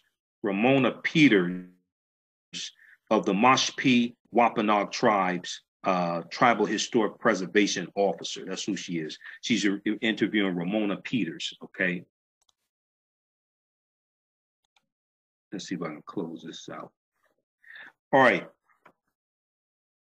So what really happened? Okay, what really happened?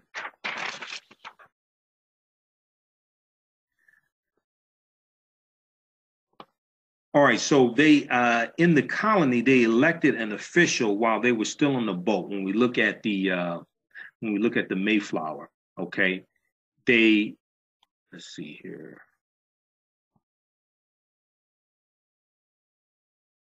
Just a second, this is freezing up on me.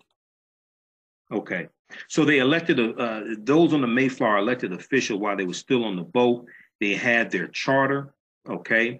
They were still under the jurisdiction of the King of England. At least that's what they told us. So they couldn't make a treaty for a boatload of people. So they made a treaty between two nations, England and the Wampanoag Nation. Okay, what did the treaty say? It basically said that we would let them be there, and we would protect them against any enemies, and they would protect us from any of ours. Okay, they would. It basically said we would let them be there, and they would protect them from any of ours. So I think it's now finally.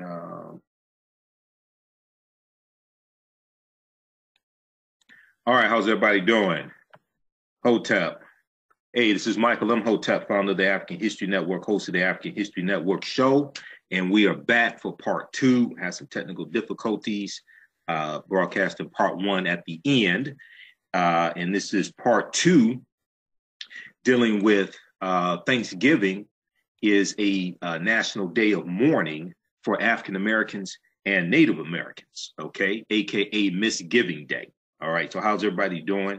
We're continuing here with part 2 of the broadcast. All right, hope you can hear me all right also, okay?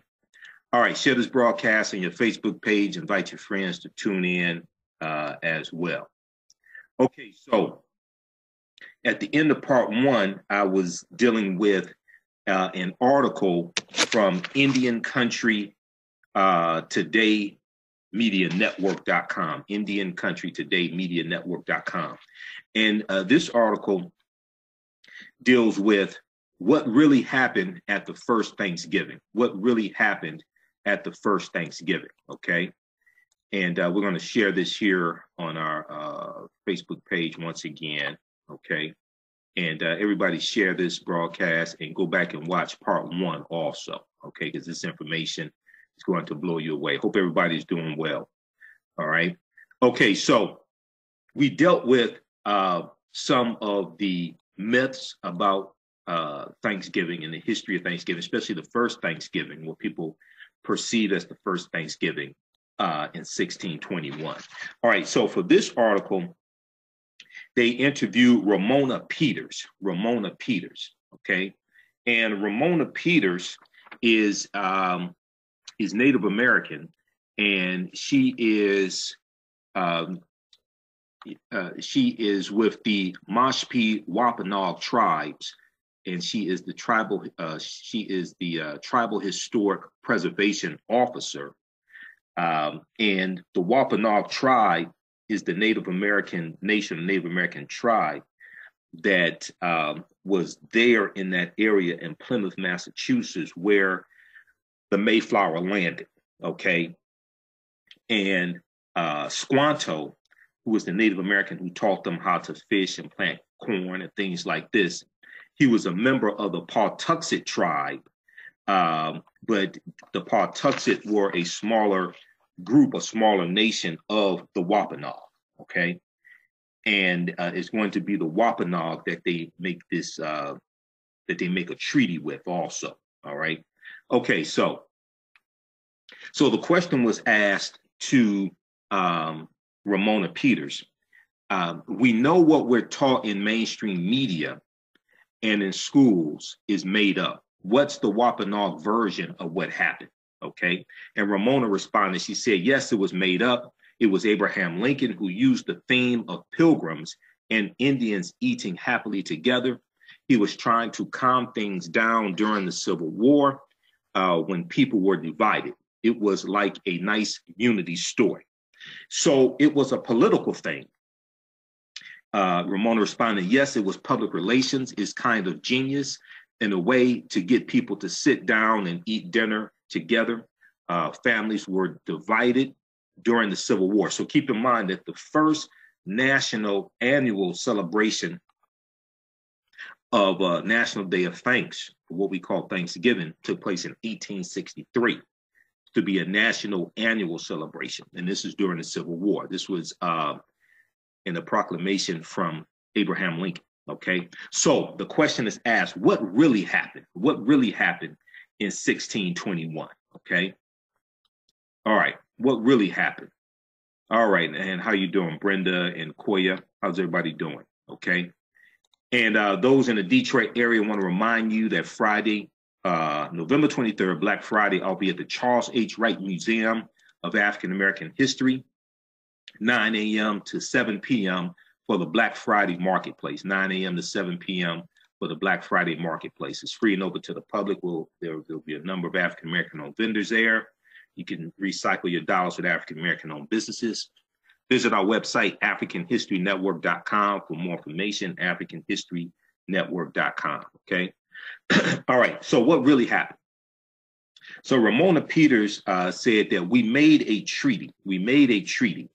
The leader of our nation at the time was Yellowfeather Osmequin, Yellowfeather Osmequin, better known as Massasoit. And the Wampanoag made a treaty with John Carver, the first governor of the colony, okay? They elected an official while they were still on the boat. So keep in mind, as I said before, the settlers there on the Mayflower, and only some of them were pilgrims. Only about 35 out of the 102 passengers were pilgrims. They stayed on the Mayflower ship during the winter, okay? And they come off the ship during the spring. They elected an official while they were still on the boat. They had their charter, which was the Mayflower Compact, signed November 11, 1620, the Mayflower Compact. They were still under the jurisdiction of the King of England, who was King James Stewart I. At least that's what they told us. So they couldn't make a treaty for a boatload of people. So they made a treaty between two nations, England and the Wampanoag Nation. England and the Wampanoag Nation, okay? So what did the treaty say, all right? So the treaty basically said that we, the Wampanoag, would let them be there and we would protect them against any enemies, and they would protect us from any of our enemies. Now, the 2011 Native American $1 coin commemorates the 1620 treaty between the Wampanoag tribe and the Pilgrims of the Plymouth colony, okay? And keep in mind, the Mayflower, they're leaving from Plymouth, England in 1620, and where they land in Massachusetts, they call that Plymouth, Massachusetts, all right? Now, it was basically an I'll watch your back, you watch mine agreement. Now, later on, we the Wampanoag collaborated on jurisdictions and creating a system so that we could live together. So what's the Mashpee version of the 1621 meal, okay? what we look at as the first Thanksgiving. Now, you've probably heard the story of how Squanto assisted their planting of corn. So this was their first successful harvest, and they were celebrating the harvest and planning a day of their own Thanksgiving. They were planning a day of their own Thanksgiving. And it's kind of like what some of the Arab nations do when they celebrate by shooting guns in the air. So this is what was going on there at Plymouth, Massachusetts. They were shooting guns and cannons as a celebration, which alerted us, the Wampanoag, because we didn't know they were shooting. We didn't know what they were shooting at. So Massasoit, okay, gathered up some 90 warriors and showed up at Plymouth prepared to engage. If that was what was happening, if they were taking any of our people, okay, because keep in mind they signed this treaty with the settlers who were on the Mayflower, and the treaty was between England and the Wampanoag Nation to I watch your back, you watch ours. So the Wampanoag hear these gunshots, they don't know what's going on, so about 90 of them show up, okay, to defend the settlers. And when you go and you look at the article that I referenced earlier from the New York Times that came out on Thanksgiving Day, everything you learned about Thanksgiving is wrong. Everything you learn about Thanksgiving is wrong. They talk about how there were, contrary to popular depictions, there were about 90 Native people in attendance in 1621 at that, what we perceive as the first Thanksgiving, and that was almost double the number of pilgrims by some accounts, okay?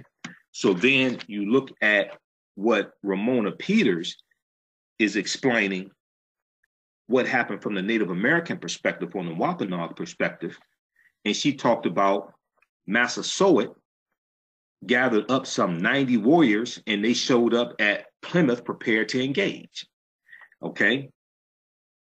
So they didn't know what was going on, so it was a fact-finding mission.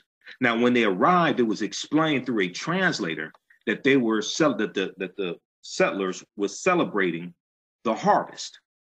So we decided to stay and make sure that was true, because we had seen in the other landings, like Captain John Smith, okay, Jamestown, Virginia, 1607, even the Vikings had been here. So we wanted to make sure, so we decided to camp nearby for a few days. So this answers the question of why the Native Americans were there, because why they showed up to the feast. Because when you look at the previous articles that I cited, like the one from the New York Times, it was from the perspective of that history, it was unclear why the Native Americans were there at the feast, because there was no, as the one from the New York Times stated, there's no evidence that the Native people were invited in the first place. So how did they end up there? See, so the myth that's been told in the Charlie Brown cartoons, and the myth that's been told that we were taught in school, that's a myth. That's not historically accurate, okay? So this is why it's important to understand the Native American side of the story to fill in these blanks, all right? And Max said, I only celebrate Kwanzaa. The history of the other holidays isn't very positive or productive. And people, once again, get the book, African People and European Holidays, A Mental Genocide by Dr. Ishaka Musa Barashango, which deals with the history of all of these holidays. And this is book 2. Book 1 looks like this, except it has a yellow cover, okay? And I've studied the history of all the holidays. This is why I don't celebrate any of them. Now I'm once again, like I said, this is not an attack on anybody, and we should get together with our family on Thanksgiving, okay? Because most people are off work, and you know, some of those family members may not be there next year, and it's you know, have dinner and things like this. and there are things to be thankful for. But this concept of Thanksgiving from a European perspective is contrived. It's contrived. It's a false concept. Okay, so let's continue here. So Captain John Smith, even the Vikings had been here, so we wanted to make sure, so we decided to camp nearby for a few days. Now, during these few days, the men went out to hunt and gather food like deer, ducks, geese, and fish. There are 90 men here, and at the time, I think there are only 23 survivors on the boat because half of the passengers on the Mayflower died over the wintertime, okay? You have 102 passengers and 26 crewmen. Only about 35 of the passengers were what we call pilgrims or the Puritans or the purists. Okay, so the colonists were, okay, so let's see, there are 90 men here. And at the time, I think there were only 23 survivors of the boat, the Mayflower. So you can imagine the fear. You have armed natives who are camping nearby. The colonists, were always vulnerable to the new land, new creatures, even the trees. There were no such trees in England at that time. So people forget they had just landed here and the coastline looked very different from what it looks like now. And their culture, new foods, they were afraid to eat a lot of things. So they were very vulnerable, and we did protect them, not just support them. We protected them. This is because of the treaty they signed with the Wampanoag tribe. Now, you can see throughout their journals that they were always nervous, and unfortunately, when they were nervous, they were very aggressive. So the Pilgrims didn't invite the Wampanoags to sit down and eat turkey and drink some beer, the question was asked. Okay, Ramona Peters laughed and said, no. Well, let's put it this way. People did eat together, but not in the way that is portrayed at the first Thanksgiving.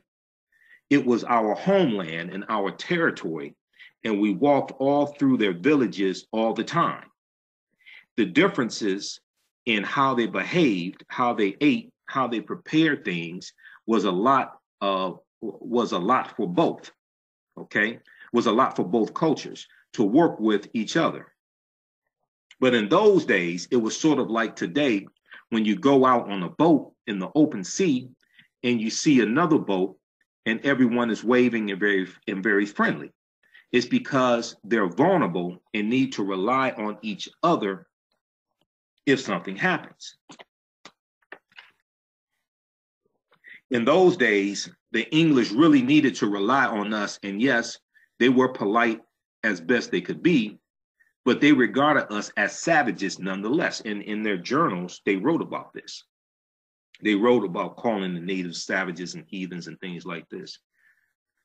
So you did eat together sometimes, but not at the legendary Thanksgiving meal.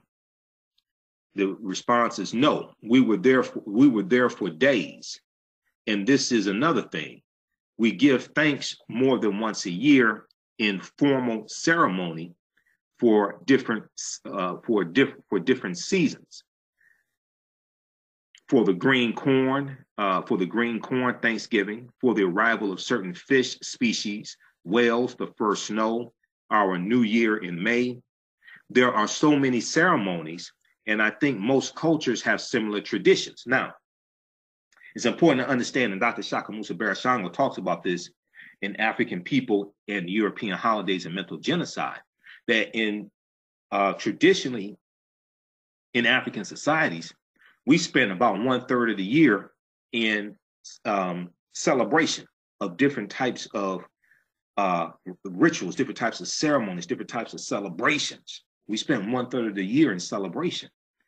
You see something similar to that in Native American cultures. And keep in mind, as I talked about previously, you have to read the book, The First Americans Were Africans, Documented Evidence by Dr. David Imhotep, okay? Because the original Native Americans were African people, Okay, so we don't understand that history. So it's not, we can't just study the last 500 years of history. We have to study the last 50,000 years of history. We can't just study the last 500 years of history. We have to study the last 50,000 years of history. Okay. All right. So let's continue here. And his new book comes out, it's coming out in January. It should be January 2019. Okay. His new book, The First Americans Were Africans Revisited. Okay, so how's everybody doing? Share this broadcast on your Facebook page. Also, if you like this type of information, you could donate to the African History Network, paypal.me/the AHN show, paypal.me/the AHN show, okay? And African American business owners, post the name of your business here on the thread of the broadcast, and email us at customerservice@africanhistorynetwork.com, customerservice@africanhistorynetwork.com, to find out how you can advertise on the audio podcast of our radio show and our broadcast. All right, so let's continue. Okay, so it's not a foreign concept, and I think human beings who recognize greater spirit than they would have to say thank you in some formal way, all right? So they're talking about the different types of ceremonies and rituals and celebrations they had amongst the Wampanoag, okay? They had ceremonies for the arrival of certain fish species, whales, the first snow, our new year in May, okay, which is during spring. There are so many ceremonies, and I think most cultures have similar traditions. Now, what are Mashpee Wampanoags taught about Thanksgiving now? So the Mashpee are a branch of the Wampanoag Nation. So Ramona responded, most of us are taught about the friendly Indians and the friendly pilgrims and people sitting down and eating together. They really don't go into any depth about that time period and what was going on in 1620. This is when the Mayflower lands, okay, in Plymouth, Massachusetts. It was a whole different mindset. There was always focus on food because people had to work hard to go out and forage for food, not the way it is now. I can remember being in Oklahoma, which is a Native American word also, amongst a lot of different tribal people when I was in junior college and Thanksgiving was coming around and I couldn't come home. It was too far and too expensive. And people were talking about Thanksgiving and the Indians. And I said, we're the Wampanoags. They didn't know. We're not even taught what kind of Indians or what kind of Native Americans. Hopefully in the future, at least for Americans, we do need to get a lot brighter about other people. So usually when this story is talked about the Native Americans and the Pilgrims and all this stuff, right? They're not even taught what type of Native Americans, what Native American tribe, what Native American nation did the people belong to. So this is a painting. This is the famous painting that helps to shape many of our minds of what the first Thanksgiving looked like. But this, we don't understand the background story of what this depicts. There was a feast, but how did it happen? The Native Americans weren't invited, okay? Contrary to what we were told in elementary school and in Thanksgiving Day pageants in school, and they have reenactments of Native Americans and pilgrims and all this stuff. Contrary to all that, that's not what happened, okay? So this is a famous painting done by the artist John Leon Jerome Ferris, Ferris, Jean, okay? This is a popular image of the first Thanksgiving, but this is definitely not what happened, okay? And this, once again, is an example of how media, how imagery shapes the way people think. Your thoughts create feelings, your feelings create actions and behaviors, your actions and behaviors create results. So this is an example of the power of the media, once again, okay? All right. So let's continue here. So basically today, the Wampanoag celebrate Thanksgiving the way Americans celebrated or celebrated as Americans? The question is asked to Ramona Peters. She responded, yes, but there's another element to this that needs to be noted as well. The Puritans believe, and once again, remember, at this time, they were not referred to as pilgrims. They're going to be referred to as pilgrims retrospectively. They were looked at as purists or Puritans. The Puritans believed in Jehovah, and they were listening for Jehovah's directions on a daily basis and trying to figure out what would please their God, okay? Now, keep in mind, and this is what a lot of Christians don't understand, the letter J was not invented or created until 1630 AD. So it was Yahweh, okay? When you look at when you research the letter J, you find that the letter J did not exist until 1630 AD. The letter J is derived from the letter I. This may go outside the circumference of some people's awareness. This is why in the King James Version of the Bible, originally, Jesus was referred to as Iesus. I think it was Iesus, because this is what it was in ancient Rome, I-E-S-U-S, Iesus. The letter J did not exist. Read the historical origin of Christianity, and I have the book around here somewhere, but Dr. Walter Williams, The Historical Origin of Christianity by Dr. Walter Williams, in chapter 9, deals with the whole history of the letter J.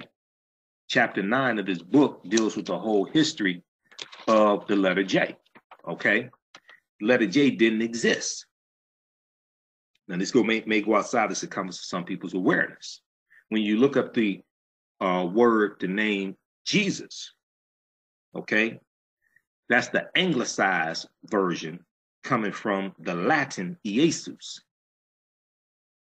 But it goes back to Yeshua with a Y, Yeshua, all right? So the fact that African Americans refer to him as Jesus is a holdover from slavery. That comes because we were taught English from the conquerors, from those who enslaved us. And these were 13 English colonies. This is where this comes from. And our people still refer to him as Jesus today.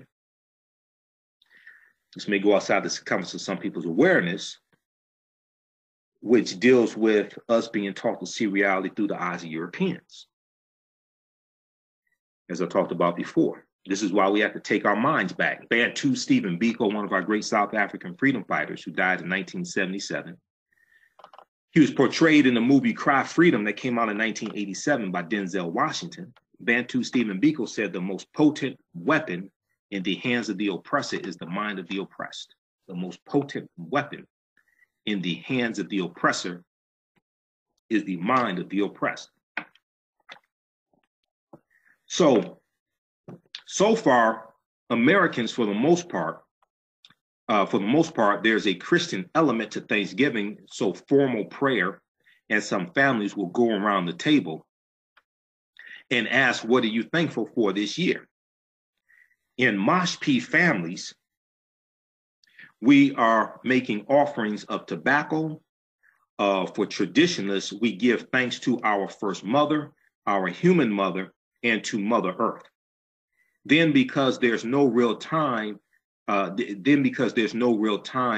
it, you embrace your thanks in passing them into the tobacco without necessarily speaking out loud. Okay, because there's no real time to it, you embrace your thanks in passing them into the tobacco without necessarily speaking out loud, but to actually give your mind a spirit together, thankful for so many things. Unfortunately, because we're trapped in this cash economy and this 9-to-5 schedule, we can't spend the normal amount of time on ceremonies, which would last 4 days for a proper Thanksgiving. So Ramona Peters has asked the question, do you regard Thanksgiving as a positive thing? Do you regard Thanksgiving as a positive thing? She responded, as a concept, a heartfelt thanksgiving is very important to me as a person. It's important that we give thanks. For me, it's a state of being. You want to live in a state of thanksgiving, meaning that you use the creativity that the Creator gave you. You use your talents. You find out what those are and you cultivate them, and that gives thanks in action. And that gives thanks in action. So the last question she's asked is, and will your family do something for Thanksgiving? She said, yes, we'll do the rounds, make sure we contact family members, eat with friends, and then we'll all celebrate on Saturday at the social and dance together, and dance together with the drum. We'll celebrate on Saturday at the social and dance together with the drum. Okay. All right. So you can check out this article. There's a lot of history here, which helps to fill in blanks and continue to dispel myths about what we've been taught was the first Thanksgiving in 1621. What really happened at the first Thanksgiving, the Wampanoag side of the tale. Okay. All right. So share this broadcast on your Facebook page. Hope everybody's doing well. Be sure to follow us here on Facebook at the African History Network, the African History Network on Facebook. Click on the notification option, and I think there's a little bell there that lets you know when we're going live. And African American business owners, hey, you can advertise with the African History Network. We have a special Black Friday promotion. Get 50% off your first month. The second month is free. Email us at customerservice@africanhistorynetwork.com. We take your 30-second to 50-second, 30-second to 60-second commercial, and we post we put your commercial into the audio podcast of our shows. We're on 6 different podcast platforms. We're on iTunes, Castbox, Blog Talk Radio, Acast, FM Player, TuneIn.com, and Acast. Those are 6 that I know of. And each episode reaches thousands of people across the country. Okay. You can also register for the online courses that I teach. They're all on demand. I'm Michael Imhotep, founder of the African History Network, host of the African History Network show. They're all on demand. We have a special bundle pack. It's a 10-course bundle pack. It's on sale $60, regularly $130. It includes ancient Kemet, the Moors, and the Ma'afa, understanding the transatlantic slave trade, what they didn't teach you in school, ancient Kemet, the Moors, and the Ma'afa. Understanding the transatlantic slave trade, what they didn't teach you in school. That's a 14-hour, 7-session online course that I teach. It's all on demand. I do a PowerPoint presentation. We have video clips you can watch from around the world. The bundle pack also includes Great African Women in History, the Mothers of Civilization, a online class I did dealing with the film Black Panther Analysis, African Culture, History, and Afrofuturism, and also African American Resistance in the Era of Donald Trump, voter suppression, reparations, and how elections have consequences. Okay, those are just a few of the online courses there. So we posted the link here also. That's at AfricanHistoryNetwork.com, AfricanHistoryNetwork.com. All right. And for children, you know, we have the Meltrek bundle pack. We have the Meltrek animated series for children, which teaches them our history, exploring ancient Africa, as well as exploring pre-Columbian America. And we have these in the bundle pack. You can order them individually on the bundle pack. That includes the coloring book and the storybook and the coloring book as well. The 47-page full-color storybook that teaches them our history. Okay, this is the Meltrek series, and that's all available at AfricanHistoryNetwork.com. AfricanHistoryNetwork.com. Okay. All right. So those in Detroit, be sure to come out on Black Friday, November 23rd, 2018, for the 3rd annual Black Friday Marketplace at the Charles H. Wright Museum of African American History, 9 a.m. to 7 p.m., 9 a.m. to 7 p.m. I'll be there all day. We'll have a vendor table. There'll be a number of African American vendors there, so you can come recycle your dollars there. And then also, we talk about economic empowerment, and we deal with the pyramid principle The foundation is African history and culture. Gives us our VIPs, our values, our interests, and our principles. It influences the two sides of the pyramid, our economic empowerment and our political empowerment, what I call political self-defense. A good economic strategy that I talked about a couple of days ago is there are approximately 70,000 African American churches across the country. We need to have every first Sunday of the month should be Economic Empowerment Sunday in these churches, where we have vendors, African American businesses who are vendors in the church, in one of the rooms that's not being used, in the basement, the cafeteria area, something like that, during church service, before and after church service. If half the churches did this, 35,000 churches, okay? If half the churches did this, this could recycle almost about $1 billion within those churches. If you have 10 African American businesses on average, and they make $200 on average each first Sunday, that generates somewhere around $800 million. If the churches charge on average $50 for each vendor, okay, that would generate on average about $210 million for the churches. The churches, this is on an annual basis. If the churches take half that 210 million, which is 105 million, and deposit in African American owned banks, this would create a lot of additional funds for African American owned banks to loan out to African Americans to buy homes, buy real estate, expand businesses, and start businesses. Okay, so we need to push for economic empowerment economic empowerment Sundays in our churches. Economic empowerment Sundays in our churches. All right. Okay. So everybody visit our website, AfricanHistoryNetwork.com. AfricanHistoryNetwork.com.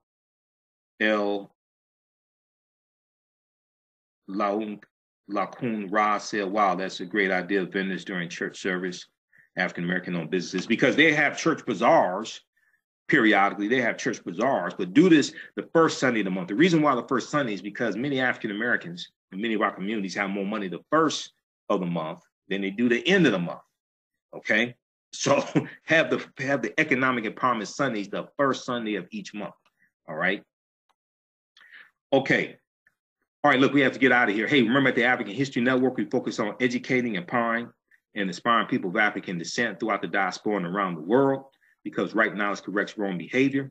What you do for yourself, what you do to yourself, and what you allow other people to do to you and get away with is based upon what you think about yourself. What you think about yourself is based upon what you have been taught about yourself. What you've been taught about yourself is based upon everything you've read, heard, and seen about yourself. Okay. Remember, right now it's corrects wrong behavior. It's not over till we win. Wakanda forever. And we'll talk to you next time. And be sure to email us, African American business owners, customer service at AfricanHistoryNetwork.com. And if you want me to do a presentation for your group or organization, because I do lectures and presentations for different groups, I travel and do that. Email me at info at AfricanHistoryNetwork.com. Kwanzaa's coming up. Christmas, I have presentations dealing with the history of Christmas, Kwanzaa, Dr. King for Dr. King Day.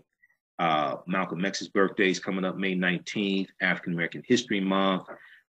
Info at AfricanHistoryNetwork.com, info at AfricanHistoryNetwork.com. Talk to y'all later. Peace.